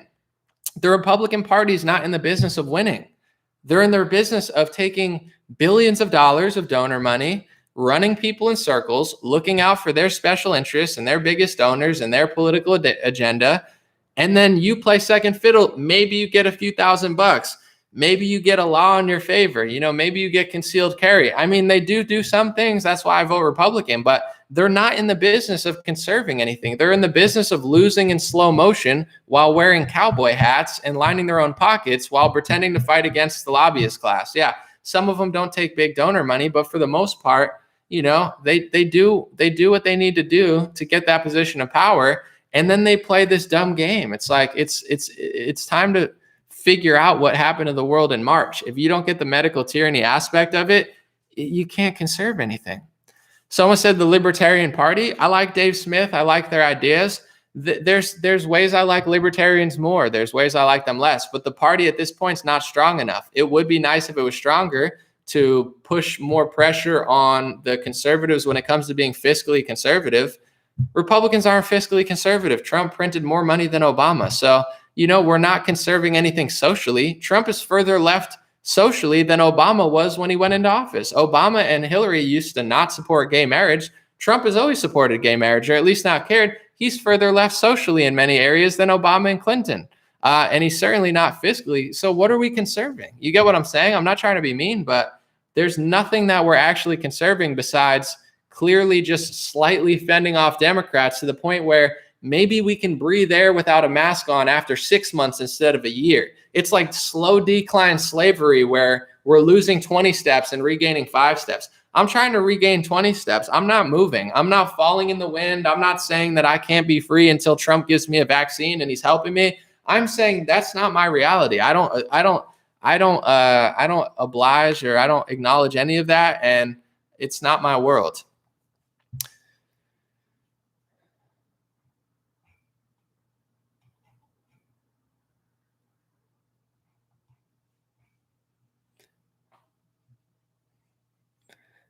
Someone's saying, please try to help me. I've seen you in my Instagram, bro. You're talking about the cop thing with your wife. I'm sorry to hear that happened, but you got to talk to like a news outlet, or maybe like if you could show proof of that, maybe someone like Jorge Ventura, or he does like independent journalism and he covers a lot of like smaller stories that are important that he blows up. I can't help you, dude. I'm not like a news outlet per se. I don't have like a newspaper. I'm not in the business of investigating your life and figure out what happened to you and your wife. No disrespect. I know it's an important story, but I get thousands of emails. That's just not what I do. I'm not, you get what I'm saying? I do social media. I do analysis on things that matter to me. I'm not breaking like local murder stories that you say me up for. That's not my thing. No offense. Just find somebody who can help you, but I can't help you with that, my man.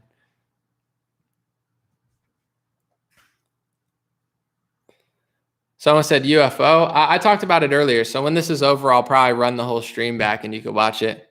Someone said New Jersey flipped to Trump. I mean, flipping Republican is good. Flipping conservative is good, but I just don't think Trump is the right guy at this point. I think it's got to be someone who understands the medical stuff more. It just does, but whatever.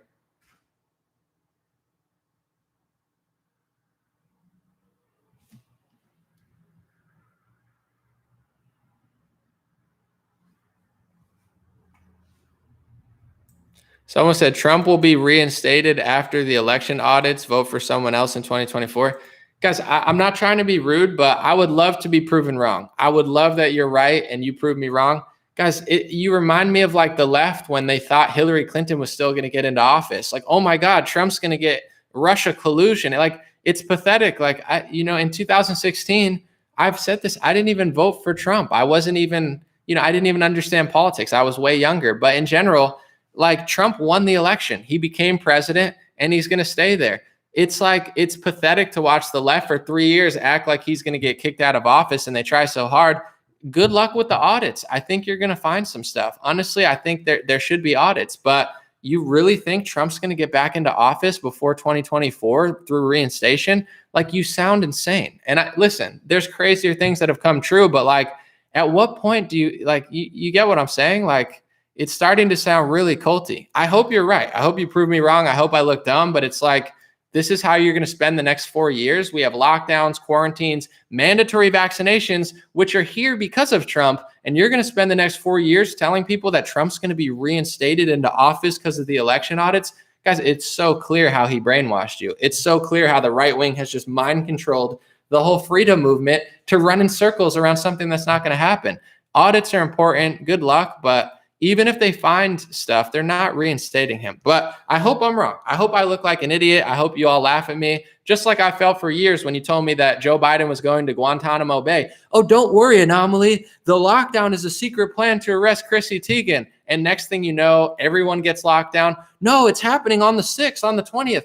Guys, I want good things to happen too. I'm not blaming Chrissy Teigen for everything, but I'm just saying, yeah, certain things, like it would be nice if something happened, but at the end of the day, like at what point do you realize that you've been wrong like 60 times in a row? At what you're batting like 0%. Your accuracy rating is miserable. If you were a news outlet, you would be like CNN of conspiracy theories. Like, you're right about a lot of stuff, but you're wrong every 2 weeks. You really think that Trump's going to come back? I just don't think so. Seven Sun said Anomaly is alt-right. That's not true. First of all, I don't even know where the alt-right is. That's before my time in politics. That's like Richard Spencer. No one even listens to him. He has a small audience. Very few people are alt-right. That's just a smear term to be like, oh, you're crazy. It's like either you're me or you're alt-right. You're either an anti-Semite or a xenophobe. You're either a genocide or a liberal. It's like, just get over yourself. I'm me. I don't subscribe to Richard Spencer's, ideology. I'm not alt-right. I'm telling you what I think. I don't care what other people say. I don't act like them. He voted for Joe Biden. That's what the alt-right was doing. The alt-right voted for Joe Biden. I'm not alt-right. That's what Richard Spencer did. He said, I'm voting for Joe Biden. I'm far right. I just like Joe Biden better than Trump. Okay. Interesting. Interesting ideology there. I don't get the logic of that, from his perspective, but that's not me.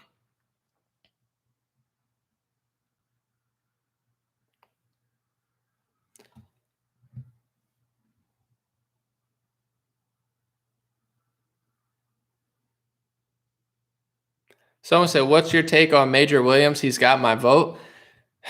He's a nice guy. I've chatted with him a few times. He's definitely seems super smart and focused.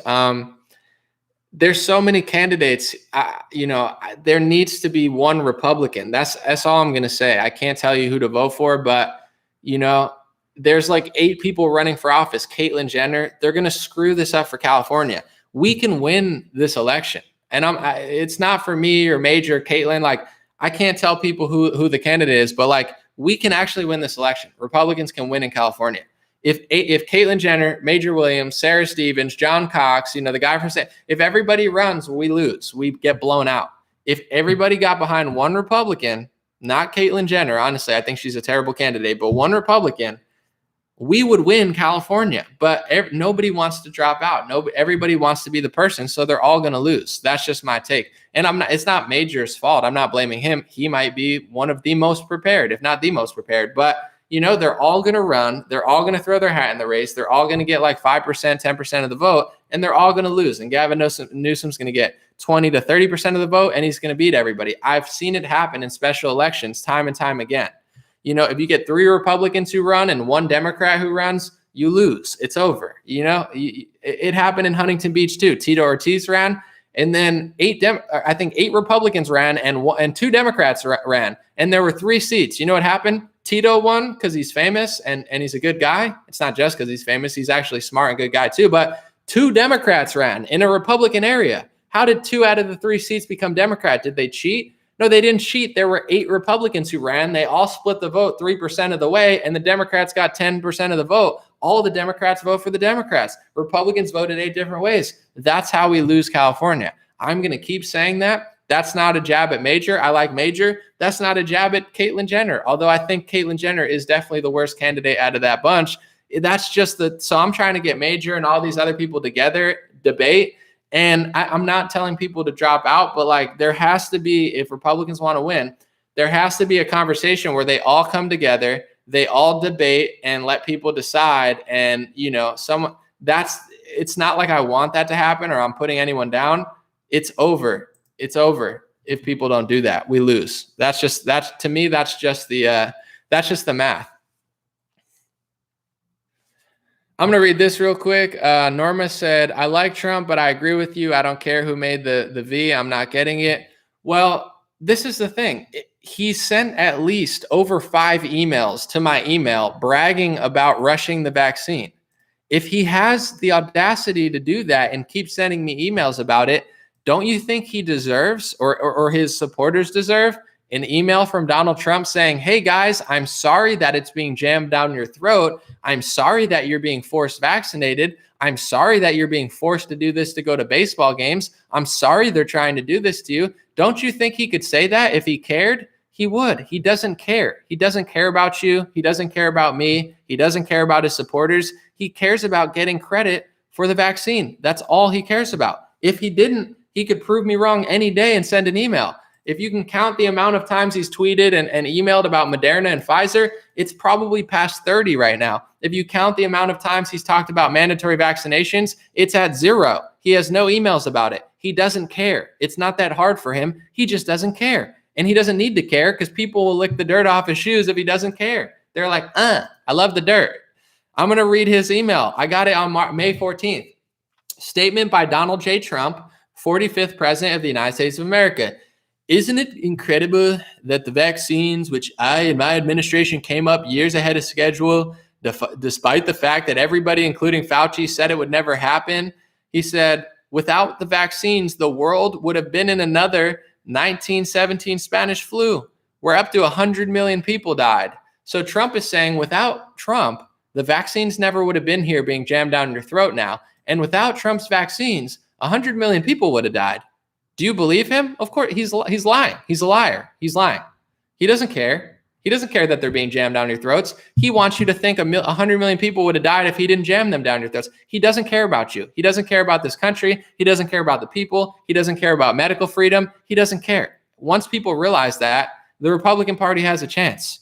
Until they realize that, it's all a big show with actors and jokers and dancers and media channels doing the jig. It's all a nice big show for you to feel like you're fighting for something, run in circles around the election for 3 years, tell people that Trump's going to come back in 2022. I follow people I like on Twitter. They're like, I don't care about 2024 until I care. It's all about 2020. No, I agree. Do your audits. But if it's like at a certain point, you're going to have to get a personality or an identity. Like you can't just ride Trump's coattails for the rest of your life. You know, we all appreciated Trump when he was doing good. People capitalized off it on the left and the right. That's great. But at a certain point, you're going to need your own personality. You can't just be the Trump guy forever who just runs in circles and doesn't care about medical tyranny, doesn't care about the Constitution, doesn't care about, you know, being fiscally conservative, doesn't care about trillions being printed in bipartisan fashion. Like it's getting old. It's already too old. It's time for people to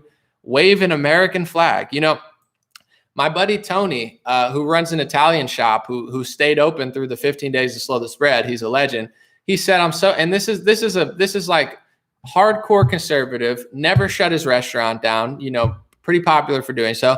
He said, I'm so tired of people waving Trump flags. He said, wave an American flag, put up an American flag, put down the Trump flags and put up an American flag. That's what he said. And I was like, I get it. I mean, I don't mind when I see people with Trump flags. I take pictures. I say hi to people. You know, a lot of people with Trump flags love me and I like them. But it's like at a certain point, it's becoming culty and it's not even a good cult to be in. At least before he was crushing, like he kind of screwed us and he doesn't care and he doesn't need to care because he's got people waving his flag more than they wave the American flag.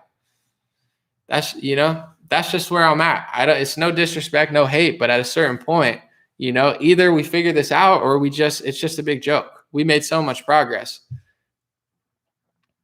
Someone said the audits aren't about Trump. No, I'm all about, don't get me wrong. I'm all for the audits. I think that's a great thing. Audits, looking into everything, I'm all for that. Don't get it twisted. I'm not anti-audit. I'm pro-audit.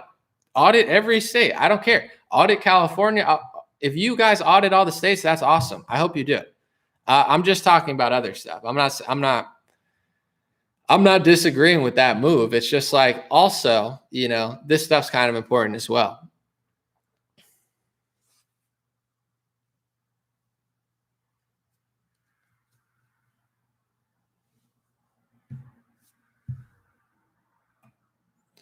Someone said audits are automatic in some states. Yeah, the election, I hear you guys. Someone said Al Gore won Florida.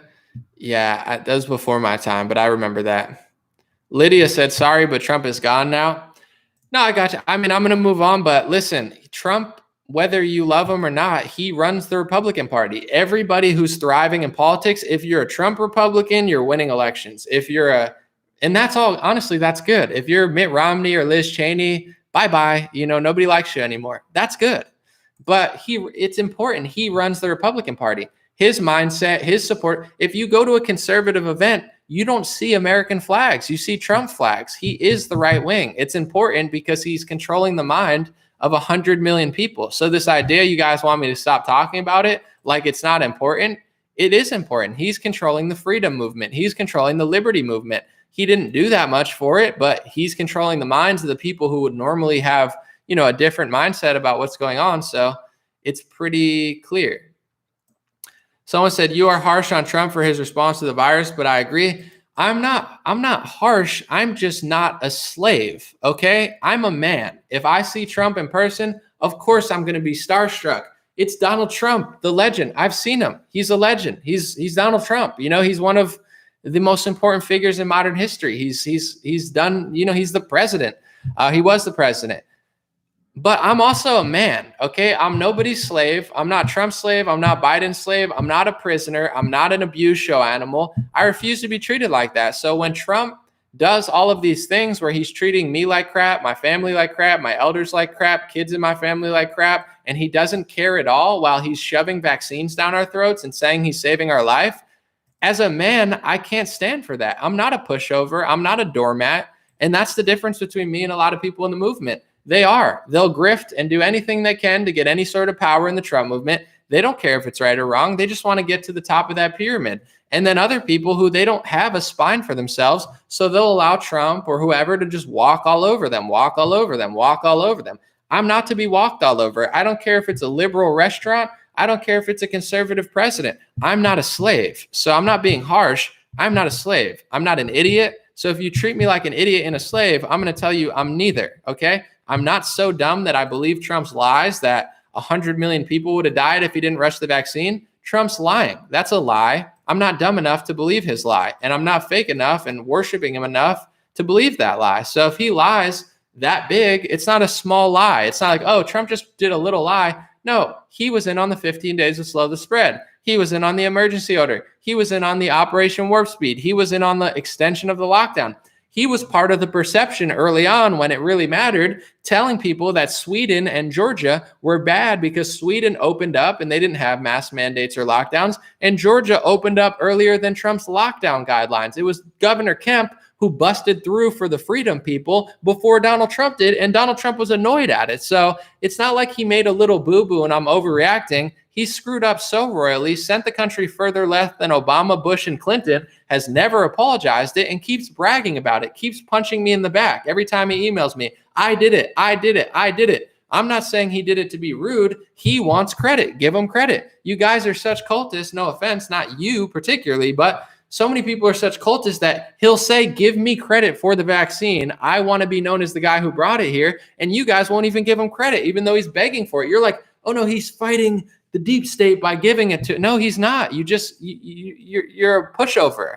You know, it's a pushover. People are doormats. But that's, if you're in a meeting with Trump, he doesn't need to respect his supporters because most of his supporters clearly don't respect themselves. So Trump's not giving you that much because why would he? If you go to a meeting with Trump and you bow down on your knees and lick the dirt off his feet, yeah, he's not going to give you a good deal on a building because Trump's in the business for himself. He wants the best deal. That's business. There's nothing wrong with that. He wants a good deal. So your job as we the people in this business transaction, you need to defend your freedom and constitution. If you don't, no one respects you. Trump doesn't respect you. The GOP doesn't respect you, and they don't need to respect you. I respect myself enough to say, hey, Trump, I would vote for you. But at the same time, I'm not a slave. I'm not a prisoner. And if you don't focus on masks, if you don't focus on the truth about what's going on here with the forcing and the mandates that are happening with the product that you brought to us and brag that you did it and you did it fast, then, I have too much respect for myself to ever be that weak. I'm sorry. I can't. Shelly said, I really appreciate you wording about reality. Too many people are speaking in fear here. We are all so powerful. That's what we know. Thank you, Shelly. And I want to say this. The bigger thing they did than even the mandates, it's all mental. If people would have ran their business, none of this would have even happened. It was a bipartisan mental psyop to say everyone. I know people who never locked down for a day and they're fine. Nothing happened. Medically, nothing happened business-wise. They're totally fine. This was a mental psyop. They said, everyone do what I say. Fear, fear, fear, fear, fear, fear, fear, fear, fear, fear. And then Trump said 15 days to slow the spread. These are your orders. And they scared people. And everybody stayed inside. So more than just policy, yeah, of course, there's policies Trump passed that were good. There were policies and executive orders he passed that were bad. But more than that, he's a mental leader. He controls 100 million people, what they think, what they read. So Trump is a leader, not just a leader in this country. Trump is a leader in this world. And he led people to the slaughter. And in times like April, even after 15 days, it was really important to give people the truth. He did a little bit. He flip-flopped. He said this, he said that. But a lot of what he was pushing, although he was doing some medical stuff, he said, Sweden is going to, people are dying. Don't be like Sweden. So he convinced the Republican Party that Sweden was bad. James Woods tweeted Sweden was bad. Jack Posobiec tweeted Sweden was bad. And I like Jack and I like James. Okay. So I don't want to badmouth them, but I'm just saying Trump, all these big Republicans and Trump supporters were pushing this narrative down MAGA's throat in April that Sweden was bad because they didn't lock down. I knew from day one because I looked at the data. I'm not saying day one, but April, I'm reading, I'm like, Sweden's fine. They're not bad. Everyone's not dropping. It's a lie. It's been a lie. So you get what I'm saying? This is why the left wins. They create this reality. Trump joins this reality. Trump says exactly what they want him to say. Trump says exactly what Fauci wants him to say. Trump tells you that freedom is bad and lockdowns are good. Trump tells you that warp speeding vaccines is good because he did it and not Biden. It's a trap, folks. It doesn't matter what I think. It doesn't matter what policies were passed. Yes, policies are important, but he helped brainwash the country into communism. That happened, whether you admit it or not. So if you want a repeat of that, I mean, then who are you serving? You're not serving our country. You're not serving our Constitution. You're serving the cult of Trump. You're serving this idea that you think if you ignore reality enough that maybe he did more than you thought he did or something. It's like, who's my data? Well, it depends what data you want. As far as the Sweden stuff, all of the data that they do for deaths per capita, it's all, and how many cases, all that stuff, it's all public on multiple official websites. I use worldometers.info. I believe they use Johns Hopkins data. I'm not quite sure, but this is the data that everyone's going by of deaths and cases and death rate. So when Trump was saying Sweden had the worst week in April, they had the worst week. He said more people are dying, not over the course of time. Sweden's doing better than America. India's doing better than America in deaths per capita. So I look at the data they give us. Do I completely believe it? Well, no, it's not 100%, but this is what I do. I'm not going to make up something I can't prove. I use their own data. I use CNN, Washington Post. That's who they act like are trusted, then I'll prove it with your own article. I don't need to make a conspiracy theory about Johnson & Johnson. There's a Reuters article that says that, they knew that asbestos lurked in their baby powder. So that's why I use that data. Is it 100%? No, but that's where I'm getting the data the same way that the same place everyone's getting it. That tells you that they're following the data. I use the same data that they do. Someone said, I live in Sweden. Listen to what's going on there. I can't click it now, but that sounds cool. Someone said, look how many people rallied for Trump. Sheesh, how about rallying for freedom? I mean, I get why, though. I'm not even like Trump was crushing it for so long and he was running for president. It all made sense. But at this point, actions speak louder than words. I thought he'd have a grand finale. I thought maybe he'd pardon somebody cool. I thought he'd do something. Outside of all my emotions, outside of what I'm saying, outside of what you think, look at what happened from November to January, okay? I would have forgave him if he would have pardoned one or two cool people besides Lil Wayne. I would have been like, okay, he did something for us. His pardon list was horrible. And what was the final act he had before he went out of office? He got his supporters set up at the Capitol. Terrible leadership. Why didn't I go? Because he's selling vaccines. Why am I going to go to DC to follow a vaccine salesman? I don't hate myself enough to do that. It's like Moderna, Pfizer, Moderna, election, Moderna, Pfizer, election, Moderna, election, Moderna, election, Moderna, election. Follow me to the Capitol, Moderna, election. I did it, FDA, Moderna, election. People go to the Capitol. Next thing you know, thousands of people are getting arrested, raided, interrogated, investigated, thanks to poor leadership from Donald Trump. So outside of my thoughts and your thoughts of what was going to happen, what did happen? Actions speak louder than words, and he tanked his own support group and never said anything about it. Now he's just like, hey, remember the vaccine? I did it. That's all he says.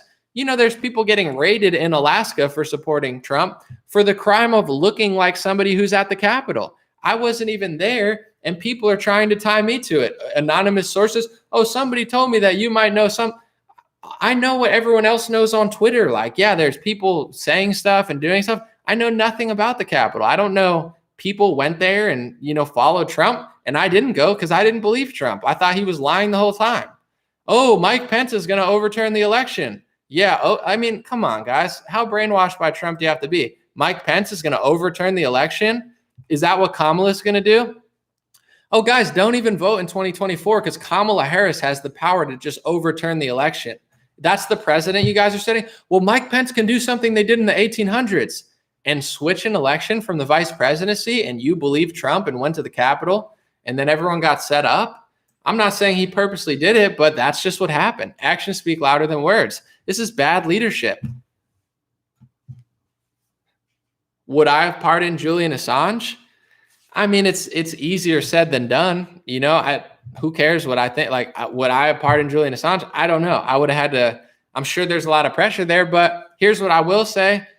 If I use Julian Assange's name in WikiLeaks as much as Trump did to win the election, I would feel a moral obligation to look out for that person. I think I would. You know, if I didn't know anything about Julian Assange, that's one thing. But Trump used Julian Assange to win the election. Julian Assange, WikiLeaks. Look at WikiLeaks.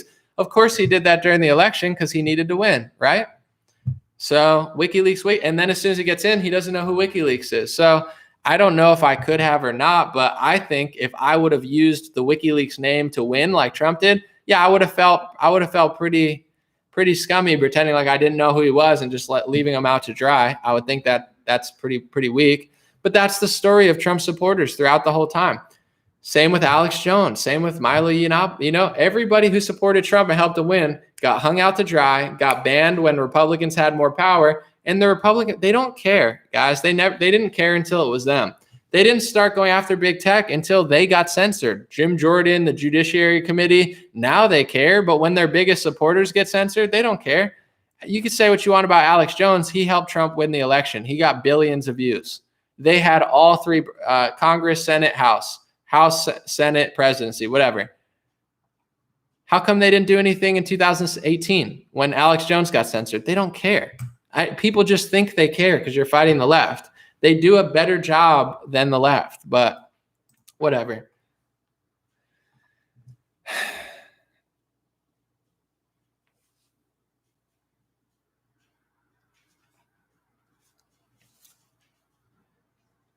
Someone said Trump could have pardoned Assange. I mean, there's a lot of things he could have done. He just never did it. It was all one big show. And the finale was we got set up. I'm not saying he meant to, but the whole time we were supporting Trump, the idea was Trump is going to hold the deep state accountable. Trump is going to keep freedom alive. Trump is going to protect our Constitution. Trump is going to keep capitalism alive. These were all the reasons we supported Trump. He's doing a better job overseas. I still think he did a better job overseas. He crushed it. That's one thing that they can't really take away from him. But all these things that we supported Trump for, they all got stolen from us in 2020, and he doesn't even seem to care. If he cared and said something, I'd be like, okay, he didn't mean to do this. He keeps telling you how much he did mean to do this. Like, he's so proud of it. He's so proud of locking down. He's so proud of the travel ban. So now Americans can't see their family. And I'm not talking about the first one. I'm talking about the second one, the COVID travel ban, which is a joke. He's so proud of Operation Warp Speed. So it's like, I thought all these things were going to happen, and maybe that's my fault. I go by actions, though. The first three, the actions of his finale is he got all his supporters set up. He got the whole country set up. He screwed us over and gave Big Pharma more power than they've ever had. He gave Newsom, Cuomo, Murphy, he gave them more power than they've ever had through his emergency order, and he never seemed to care about it that much. He'd give it to them, pretend like he cared for 2 days, and then go right back to Operation Warp Speed. It's a good show, which is why I have my NASA helmet. You know, I'm all for a good show. It's been a fun ride, folks. Okay, my hair, I think, is stuck. It's been a fun ride, folks. But you know, every astronaut has his day. Remember that.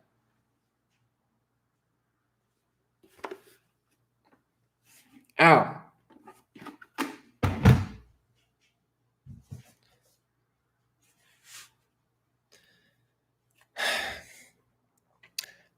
This is a good question. Patrick said, do you blame Trump or his supporters more for breaching the Capitol? What about personal accountability? No one forced them. Well, here's the thing, Patrick. First of all, I don't want to say blame because I don't know. I'm not trying to be like nitpicky, like I'm a blamer. I'm not trying to play the blame game here, but my thoughts about it are Trump is the leader of the movement. He told millions of people to come to the Capitol because Mike Pence was going to overturn the election. And people still to this day will yell at me over this. And not only Trump, Mike Pence could over. Guys, Trump brainwashed you into thinking if you went to the Capitol, maybe Mike Pence would overturn the election. The whole thing was a joke. So he's the leader of the movement. Tactically, it's a train wreck of an event. You know, like you're bringing everyone there and more than 50% of the people there think you're still going to be president. He has Mike Pence's phone number. He has his phone number. You think he can't call Mike Pence? It's the vice president. He works with them. It's a show, guys. They put on a big show, and the finale was you got set up. So as a leader, I think he has an obligation to lead his people to the right direction. He led you to the wrong direction. Now, is it personal accountability? Absolutely. But when you have a big event like that, yeah, I don't know exactly what happened. I mean, not everybody went inside, but a lot of people did. And those people, not only did they get held accountable, though, so did everybody at the event who didn't go inside. So when you move as a unit, you're all really responsible. Yes, everybody should be accountable for themselves. I don't think anyone should be charged. I don't think Trump should be charged. I don't think Giuliani should be charged. I don't think anybody who didn't breach the Capitol and do something illegal, I don't think they should be charged. And I think the people who entered with a cop or like on a tour or something, that's all questionable. If you break into Nancy Pelosi's office, like you're going to be charged, you know, like I would never do that. So yeah, I think that's personal accountability. Like, do I feel bad for somebody who went into Nancy Pelosi? Like, do you want to go to jail? Then do that. If you don't want to go to jail, yeah, don't do that. That's pretty common sense. But you know, I don't think Trump should be charged. I'm not a judge, but as somebody who realizes he's leading a movement, I think the whole last year was a setup. He lied to people about the lockdown. He lied to people about Operation Warp Speed. He lied and told people that Pence was going to overturn the election. And then as soon as it happened, he just kind of skirts away. I think he used the National Guard against his own supporters harder than he did against BLM when they terrorized communities. So should he be charged? No. Should anybody be charged who didn't do something illegal? No. It's insane what the FBI is doing. They're trying to act like this is 9/11 and go after every Trump supporter ever. So tactically, Trump just screwed us. That's all I'll say. Should he be charged? No. Did he help us by doing that event and doing it so sloppily? No. He hurt the freedom movement more than anything. With that event, he got hundreds of organizers either arrested, charged, interrogated, investigated. He gave them the perfect excuse to screw us all over. So he shouldn't be charged. It's definitely personal accountability. But if you're the leader of a movement, knowing that they hate you, knowing that they want to frame you, and you tell everybody to go to the Capitol with this idea that Mike Pence is going to change the election, it's just stupid. But I mean, yeah, it's not his fault particularly, like legally, I don't think, but just leadership wise, it's like telling your supporters to just go stand on a mountain and like poop their pants and ask for Mike. It's like, yeah, it's not illegal, but it's just not like a good strategy. But it seems to me like so scripted, you know, like before he left, they needed a reason to start targeting Trump supporters. They didn't really have a reason. Trump gave them the perfect reason on a silver platter. You know, he gave them exactly what they wanted. And you know why I'm extra annoyed? It does seem staged. I'm not saying it was, but it seems either he's the dumbest leader on the planet or he just purposely set people up, or he's super selfish and doesn't even think about anything. But, you know, I'm super annoyed because I wasn't even there. I didn't go. I said I thought it was not a great idea. I told people good luck. I didn't think they were going to storm the Capitol. I thought they were just going to, but I said, have a good time, enjoy yourself, stay safe, stay peaceful. But I never even went, and Trump's getting me in trouble, and I didn't even go. So I can't even imagine people that are worshiping Trump who went to the Capitol and never stepped in foot. He's ruined thousands of lives. Thousands of his supporters' lives looked up to him. He's ruined them, and he doesn't even care. Could he put out an email about it? Of course, but he doesn't care. Is it his fault they're mandating vaccines down our throats? Actually, kind of, but even if it wasn't, since he's part of the rollout, if he cared about you, don't you think that he would say something? Of course. He just doesn't care. Like, you guys gave him God status and he just shits all over you, and you claim that he's like healing you through like poop energy or something. It's like you'll do anything except for give him any sort of accountability. Yes, every individual is accountable there. No one else should have been charged. But yes, he's not accountable legally, but as a leader, I think he gave the left the perfect excuse to treat you like terrorists, and they wanted that. I just find it shockingly nearly impossible that this was all just super random. It's too perfect. Oh, okay. Yeah, they're terrorists now. We have our narrative for the next 2 years. We can have the FBI just start calling people, harassing people, trying to scare them, asking for information. It's like, was it really that bad? Like, I don't support people who went inside. The weirdo with the freaking horns on his head, like, this all just seems like a circus show to me, where it's like, yeah, if someone went inside, charge them, but you're really gonna act like millions of Trump supporters were in on this devious plot? I don't know. I mean, I honestly think it's just like people are stupid, but now everyone's getting in trouble for the actions of, a couple hundred or I don't know how many people went in. It just seems like a setup to me, but whatever. I don't want to complain about it too much, but I'm just saying. All right, two more comments and we're going to roll out. Where are we at? Oh, damn, 2 hours.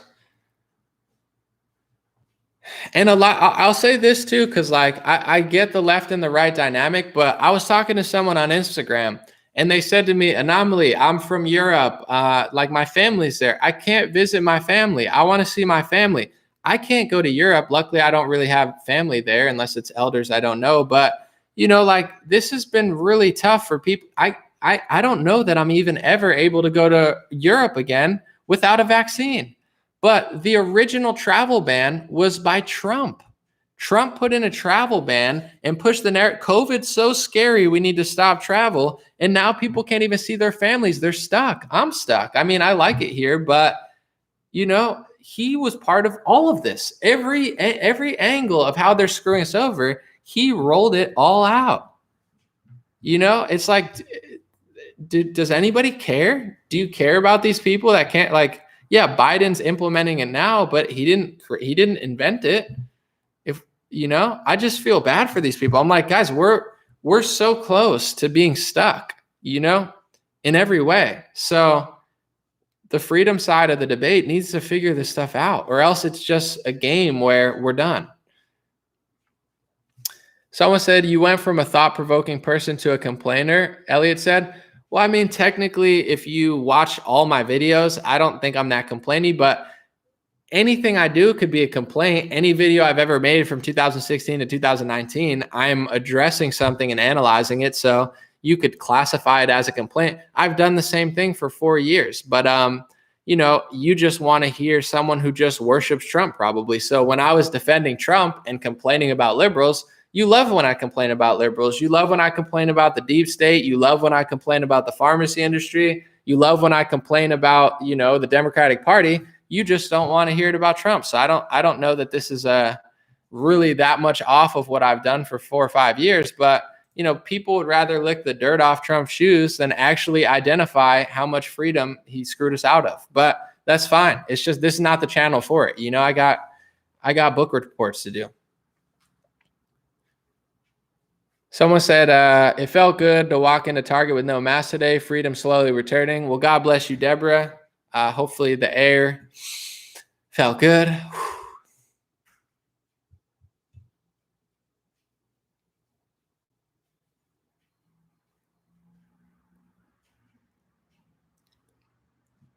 I mean, yeah, I don't want to be too annoying, but I feel like unless I'm coming and just like, sometimes I could be super positive. I'm usually pretty positive, but all my analysis, like to be honest, I don't know. There's so many crazy things going on. That's kind of just what I do. I pick 3 crazy things or whatever. Here's the topic, and here is my spin on it to try to make it more positive, more honest, more accurate, more fair. That's all I really do. So it's like, I guess you could say I'm complaining all the time, but I would hope not.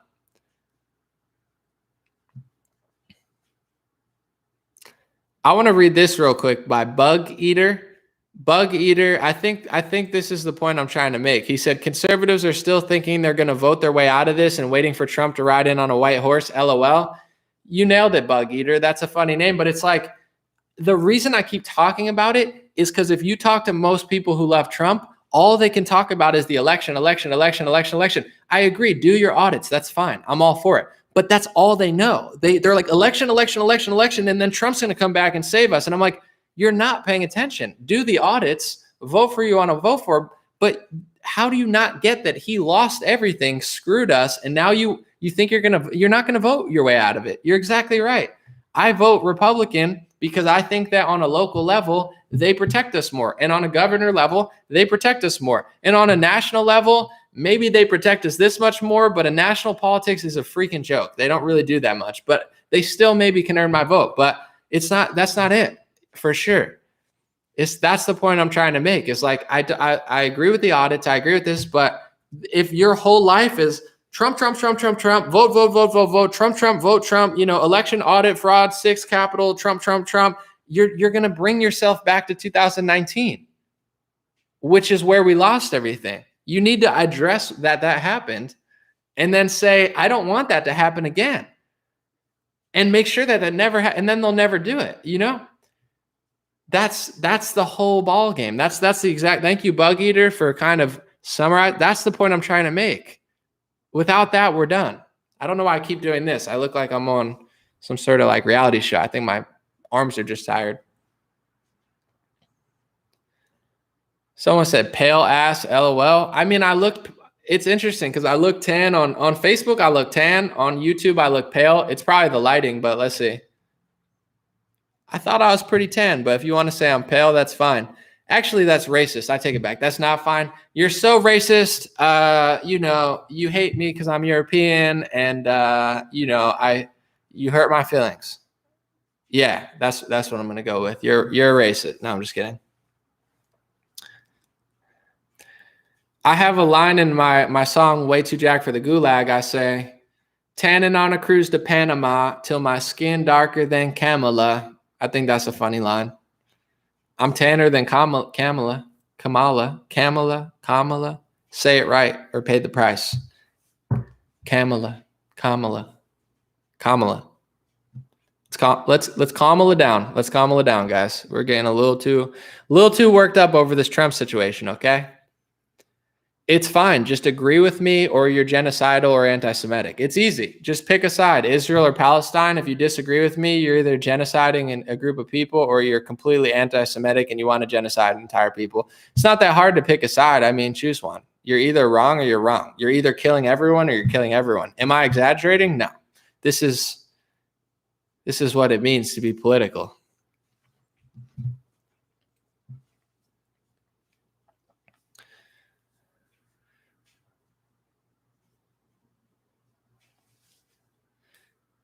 All right, let's end on a good note.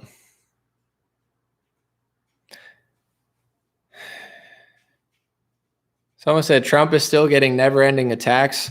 Yeah, the left is completely insane. Even though he's annoying me, I'll still defend Trump when he's right.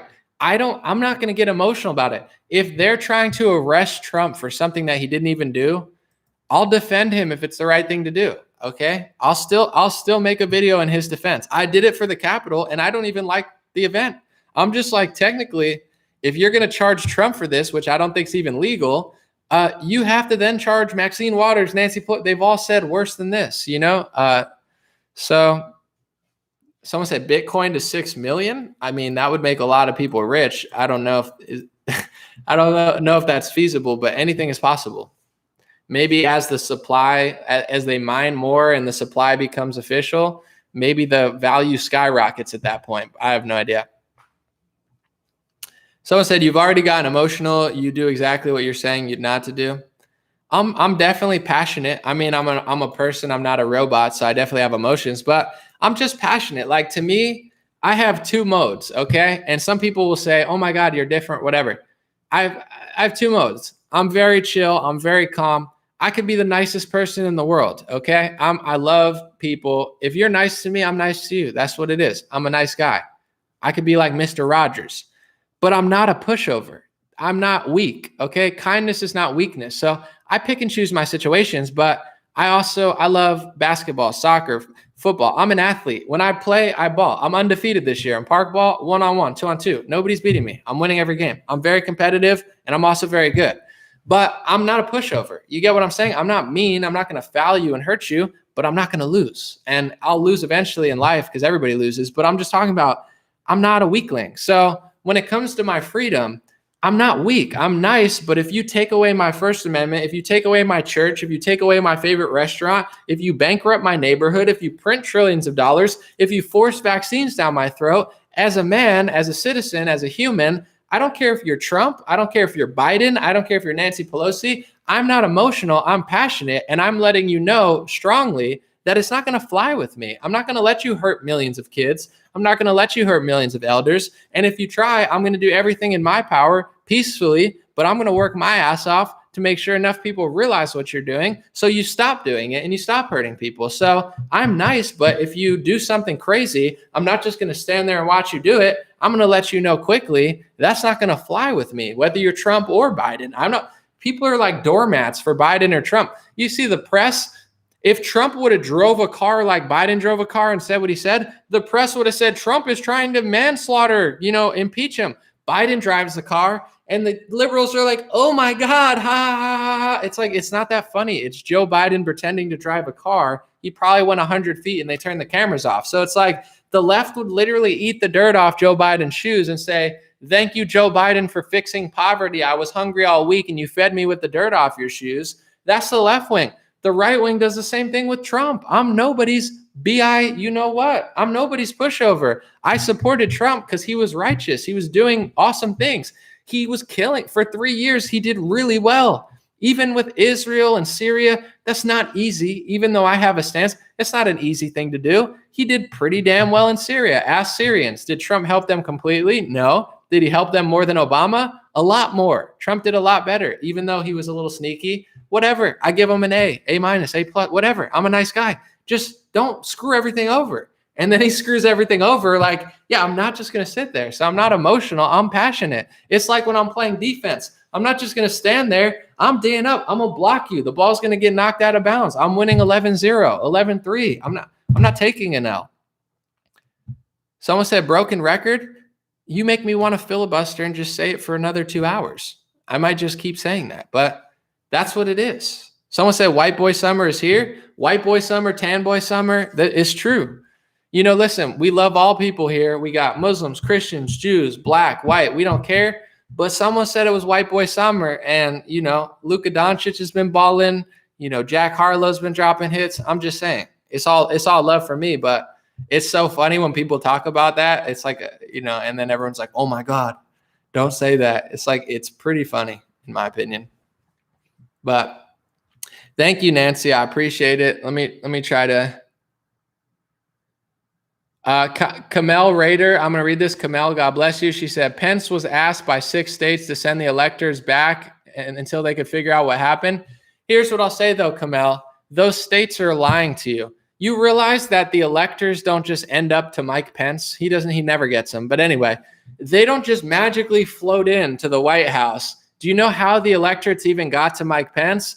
The states sent them to Mike Pence. The same states that are telling you that they want him back, they already sent them in. It's all a show because they're afraid of Trump supporters because everyone's freaking out at them for sending in the electorates. So then after they send them in, they tell you, oh, wait, make Pence send them back. Make Pence do something that no vice president's done in over 100 years because it doesn't even make sense. Send them back. And you guys believe it?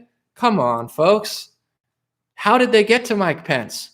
The electorate sent them in. They're just virtue signaling because they want to impress Trump supporters. They got nervous because all the Trumpers got mad at them.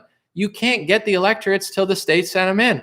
All the states that said they would flip them, they already sent them in. If you were going to flip them, why not do it originally? They're lying to you guys. Come on. If it's this easy to lie, someone said, come on, man. What would Joe Biden say? Come on, man. I'm Joe Biden. Come on, man. What was his name? Cheeseball? No.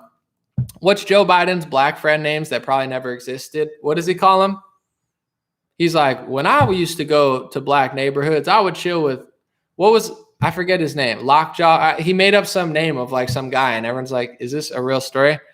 What was his name? Someone's got to give it to me. Oh, Corn Pop. Yeah. He's like Corn Pop. He's like, me and Corn Pop used to hang out with the kids in the pool and they'd rub my leg and the hair would grow. You're like, I don't know what pool you went to, but I'm guessing that you probably shouldn't be entering black neighborhoods like that often because it's very odd. Any neighborhoods, but I'm sure Corn Pop did not appreciate what was happening at the pool. Nancy said, thank you. Thank you. Keep speaking truth. Appreciate your work. Thank you so much, Nancy. I appreciate it. Someone said Zelenko protocol made a vaccine unnecessary. I don't know quite what that means, but I'll have to look it up. I said lockjaw, corn pop. Yeah, I don't know what I'm talking about. Someone said flipping tables isn't above my God. Well, yeah, I'm not even flipping tables, but like I'm the type of person, and I got to go in a second. I'm nice, but I don't fight. When I was young, I used to be in school and I would go to different schools. I moved a lot. Like kids would try to play with me. Like, and I'm talking like hit me and stuff, like bully me. It didn't work. Like I would always just like I'd get like a detention or something where like I'd send a message very clear. Hey, my name is, don't ever do this again, or I'm going to, you're going to get knocked on your ass. Like I did that like 6 times throughout my childhood. I wasn't an angry kid. I'm a super nice kid, but kids are idiots. They're hitting me. They're trying to fight me. They're trying to push me and bully me. I'm like, you're not going to bully me. So as an adult, I've never gotten in a physical altercation my whole adult life because I'm a chill person. Like I'm not one of these meatheads that walks around the bars and tries to fight people all the time. I don't get in fights, but just leave me alone and there's no problem. The government's not leaving me alone. Trump didn't leave me alone. Biden's not leaving me. So it's like, now I can't even breathe and walk places and breathe air without clots. So now that's why I'm passionate. I feel like I'm being attacked constantly. It's like, just leave me alone and we're good. They can't leave me alone. So yeah, I'm a little more passionate than I was 2 years ago because things were pretty good then. There wasn't that much going on. I mean, there was, but not compared to this. Someone said Nicholas G said you're soft. You think what you want, Nicholas G on YouTube. I'm sure you're a really cool guy. God bless you.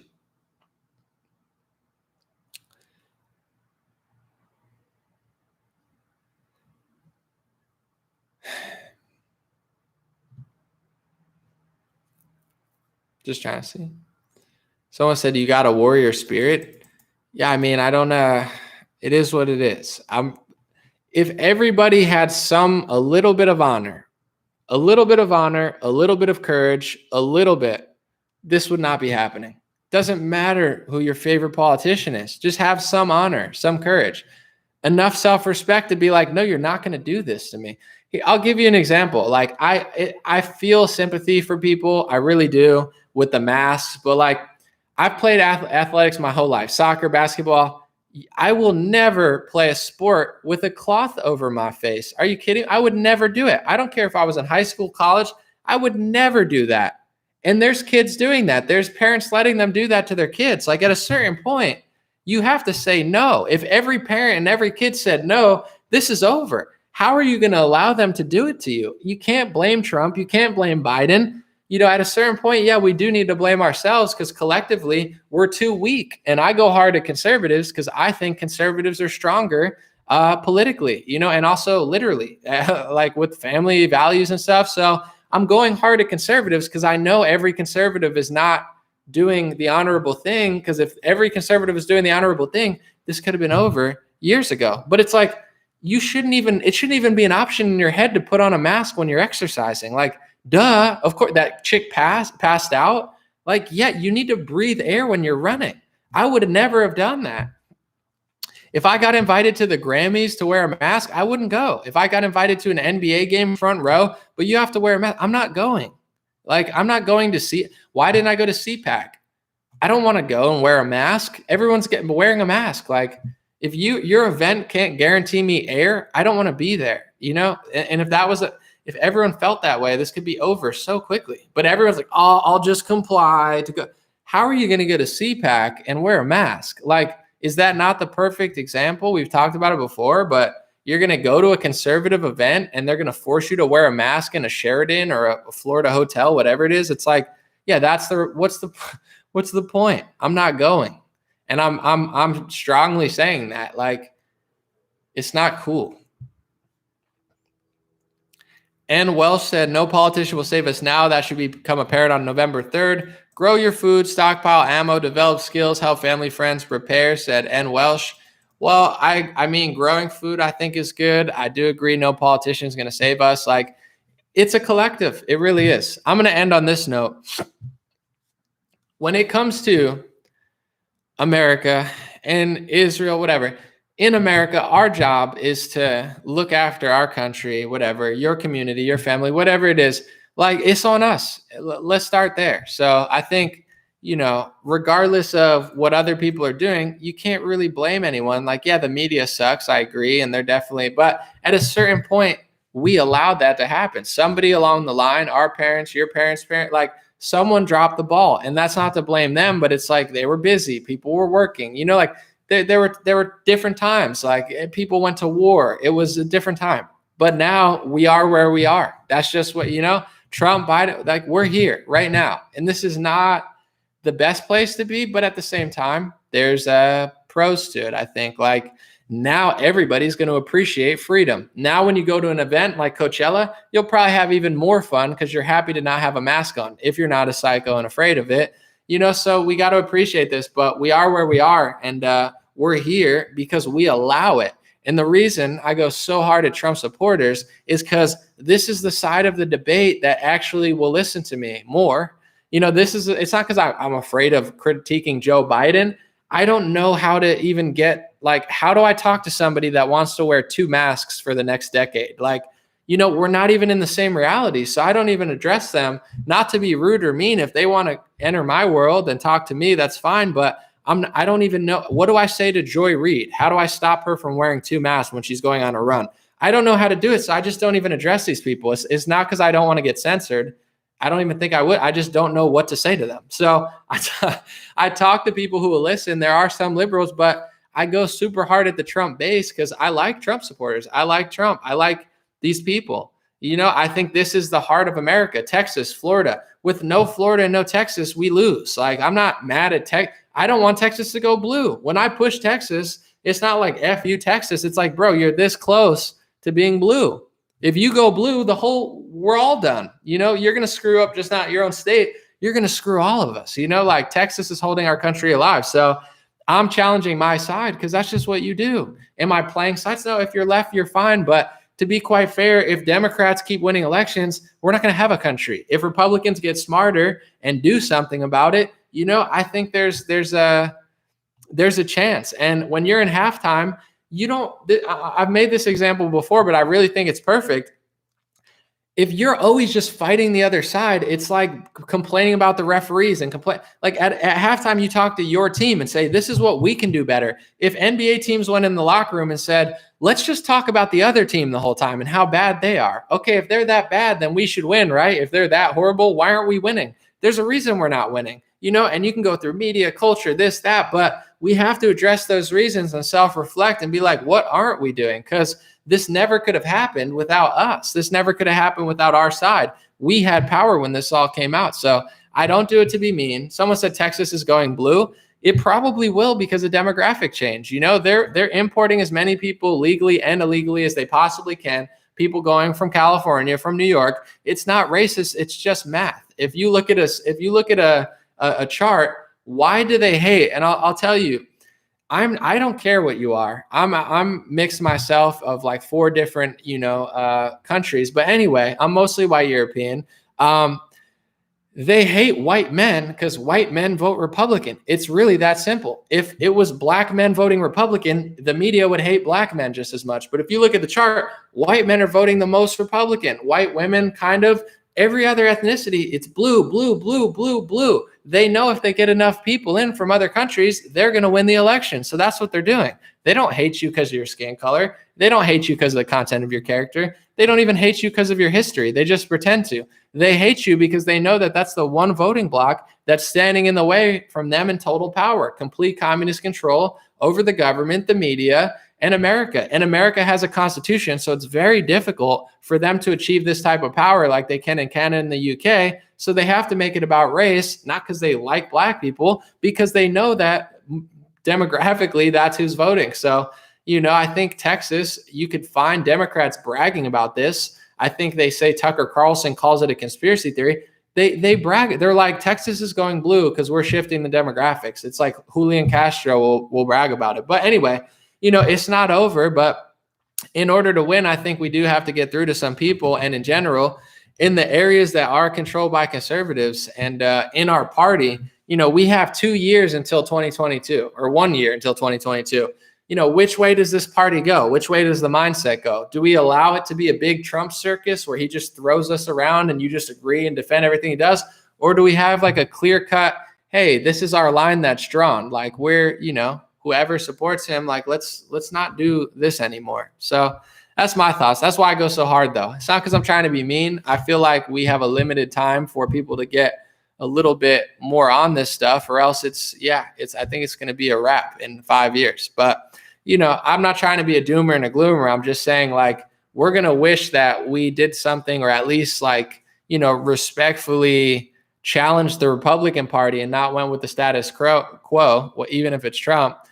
And I go hard because I feel like the conservatives are the side that's going to, it's either you guys do it and we actually make a change in the party, or it's not happening. That's why I don't talk about Democrats, because I don't know.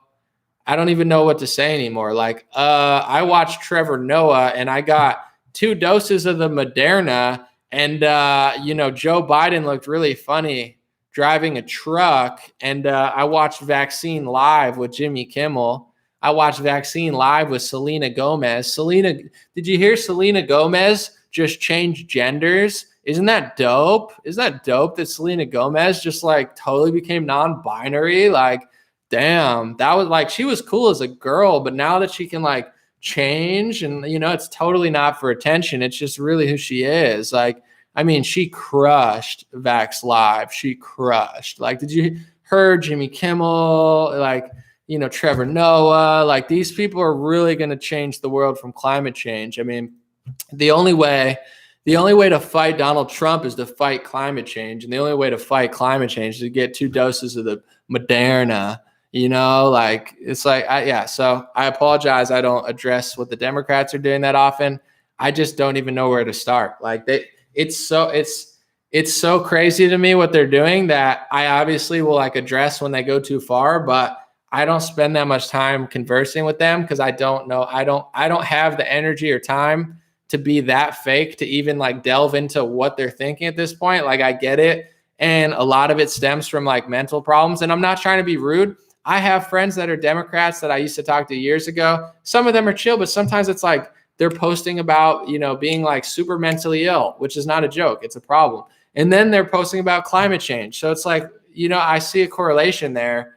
Who else would want to live in isolation for 4 years and wear a mask? I'll never take off my mask. People might I don't have time to, if these people want to lie to themselves, I think that's a minority. If you want to be honest, I think Trump has the strongest movement in the world, and Biden got people who voted for him who just didn't like Trump. People don't really like Biden. So it's not 50-50. I see the world as maybe 50% of the country likes Trump, maybe less now because he's screwing up. But the conservatives, that's a real movement because you guys actually believe in something or try to. The left is all over the place. And most voters for the left, they don't know that much. I used to lean Democrat. I didn't know anything. I didn't know tax. So how do you get through to those people? You don't have to talk politics. Like, I'll give you an example, and then I really got to go. I apologize for saying longer, but I can see who follows me on Instagram. I have like almost, 300 something thousand now. I don't really pay attention that much, but sometimes I'll just browse through and try to see who followed me. If I see like a celebrity or just someone random, and I'll just see like people, a lot of liberals follow me, believe it or not, even though I'm not talking to them. I'm talking to everyone, but I'm not talking like F the left. I'll do something funny, but also it's like Black Lives Matter, ACAB, which mean all cops are bad or all cops are best. I don't know what it means. It's like they keep following me on Instagram. I think it's because I'll talk about the testing. I'll talk about Trump. I'll call out both sides so it doesn't feel so culty. If you're just like MAGA, MAGA, MAGA, MAGA, MAGA, build a wall, like half the country does not want to listen to you. And to be honest, I don't even want to listen to you. So it's like, it doesn't, it might appease yourself, but it's all at this point, it's like, what are you really doing? Not only did Operation work, you're just screaming. It's like, do you want to win the next election? I think 60% of the population doesn't really know that much and doesn't really care that much. So you could reach them. Like, I'm not pandering. I make fun of liberals all the time. I joke about myself, but they seem to follow me more than a lot of conservative pages because I do content that's not political. I do content about the testing. I compliment like liberals when they actually do a good job. I put Naomi Wolf on a pedestal when she does the truth. I'll critique Trump when he does the truth. And I talk to them like a real person. Like, yeah, I might be a little mean sometimes, but I'm not pandering. Like, you don't need to pander to black people to get black votes. Nobody likes that. Black people still vote 80, 90% Democrat. Like, it works kind of, and it helps a little. But at the end of the day, it's like going to a barbecue in the hood and just being like, yo, what's up, dog? Yo, man, you got some shit. Like, it's like saying you have hot sauce in your purse. Like, it's cool to reach out to different communities and understand that they're different. But if you're Kamala Harris, yeah, what's up, y'all? I listened to Tupac in college. Like, he wasn't even around yet when you were in college. Like, you didn't listen to Tupac in college. So, I just don't think that works that well, personally. If you talk to people normally and you don't pander too much, but you're just raw with it, I think it works better. And I really do think, before I leave, so many people don't like Trump. So many people don't like Biden. Most people don't like Biden. So you can tap into that audience by just, if you're not so Trump. I know I critique Trump a lot, but if you want to be honest, I probably gain more conservative voters doing that than most Trump supporters. At a certain point, you're tapped into your audience and you're just jamming it. There's a different way to reach out to different people. So I don't do it purposely. I don't like pander to get left-wing votes. I'm just noticing that I'm getting a lot of like Black Lives Matter following. And I make 5 different videos about how I think Black Lives Matter is a fraudulent organization. It's not like I'm out with a George Floyd sign saying BLM. I'm not doing that to get them. I'm saying, here's why I think they're Marxists. And they still somehow follow. I don't know why, but I appreciate it. So I think, we have 2 years before the next election, if it even matters. We can do it. And I'm going to keep going hard, but I'm not wearing a mask for the rest of my life. I'm not being forced vaccinated. I'm not bowing down to this idea that I'm an unhealthy person. What a gaslight, the gaslight of the century. You're not healthy if you don't get the jab. If you're 300 pounds and you get the jab, you're healthy. If you're fit and you're a bodybuilder, you're not healthy. They're trying to make you think you're unhealthy for just existing. This is the gaslight of the century. I don't care who it comes from. I don't care who's responsible for it rushing out. I am nobody's slave. I will never be a slave to your citizen. I'm not getting a PCR test jammed up my nose every week. And if enough people just respectfully say no, all of this ends. So I pray that people realize at this point that the more we comply, whether it's for Trump or Biden, whatever, the more they do. At a certain point, they need to know that this is not cool. And I'm grateful for people like DeSantis who at least do full events, and even Texas. They have downfalls as far as their government, but full events, full stadiums, that helps us so much more than Canada and the UK. So that's the future. It's like, we're getting freedom back. We have momentum now. We're getting more freedom back. You see Marjorie Taylor Greene, she takes her mask off. Good. Thomas Maskey, he takes his mask off. Good. We need to get all our freedom back now. We have 3 months. Freedom. It's rolling back. We're excited. We're positive now. Anomaly's not complaining. Freedom. Every day we get a little more freedom. Don't stop and say, yeah, Operation Warp Speed. Let's get it all back. Let's get to the point where they feel stupid for treating us like that, and we never have to get treated like that again. We finally, after a year of 15 days to slow the spread, we have momentum in our direction. I'm pumped. We're getting it back. I'm going all the way. I'm not getting a PCR test shoved up my brain or nose every time that they want to. Leave me alone. If you do PCR tests, I'm not going to your event. If you try to force me to put on a mask, I'm not going to your business. I hope you go bankrupt, okay? Because I'm not an animal. So let's keep that energy, because at a certain point, we want people who are doing this to feel stupid. Liberals are always pressuring people and saying, and then conservatives are nice and they're like, whatever. It's like, no, stop treating people like an animal. Stop hurting people. Stop isolating. Like, at a certain point, you have to stop doing this. You clearly don't care about the science. You're saying you want to keep your mask on so you don't look like a Republican. It's all about politics to you. So, these people need to feel it, like, peacefully, obviously, but like, no, I'm not an animal. And I don't just say this on the internet. I'll say this at a restaurant loud enough so everyone can hear. I'll make a scene like that. I literally don't care. I am not an abused show animal. I'm not a slave. I'm not wearing a mask to walk 5 steps. but sir, it's not a policy. It's not a state policy. You're just a power hungry moron. Oh, but sir, just wear it for 5 seconds so I can close it for 5 seconds until I sit down. It's like, you're a pathetic loser. I'll say that in front of the whole restaurant, loud enough so everyone hears. Folks, they're hurting you. Folks, we are not animals here. You don't have to wear a mask for 3 seconds to walk and sit down. That's not scientific. This is tyranny, folks.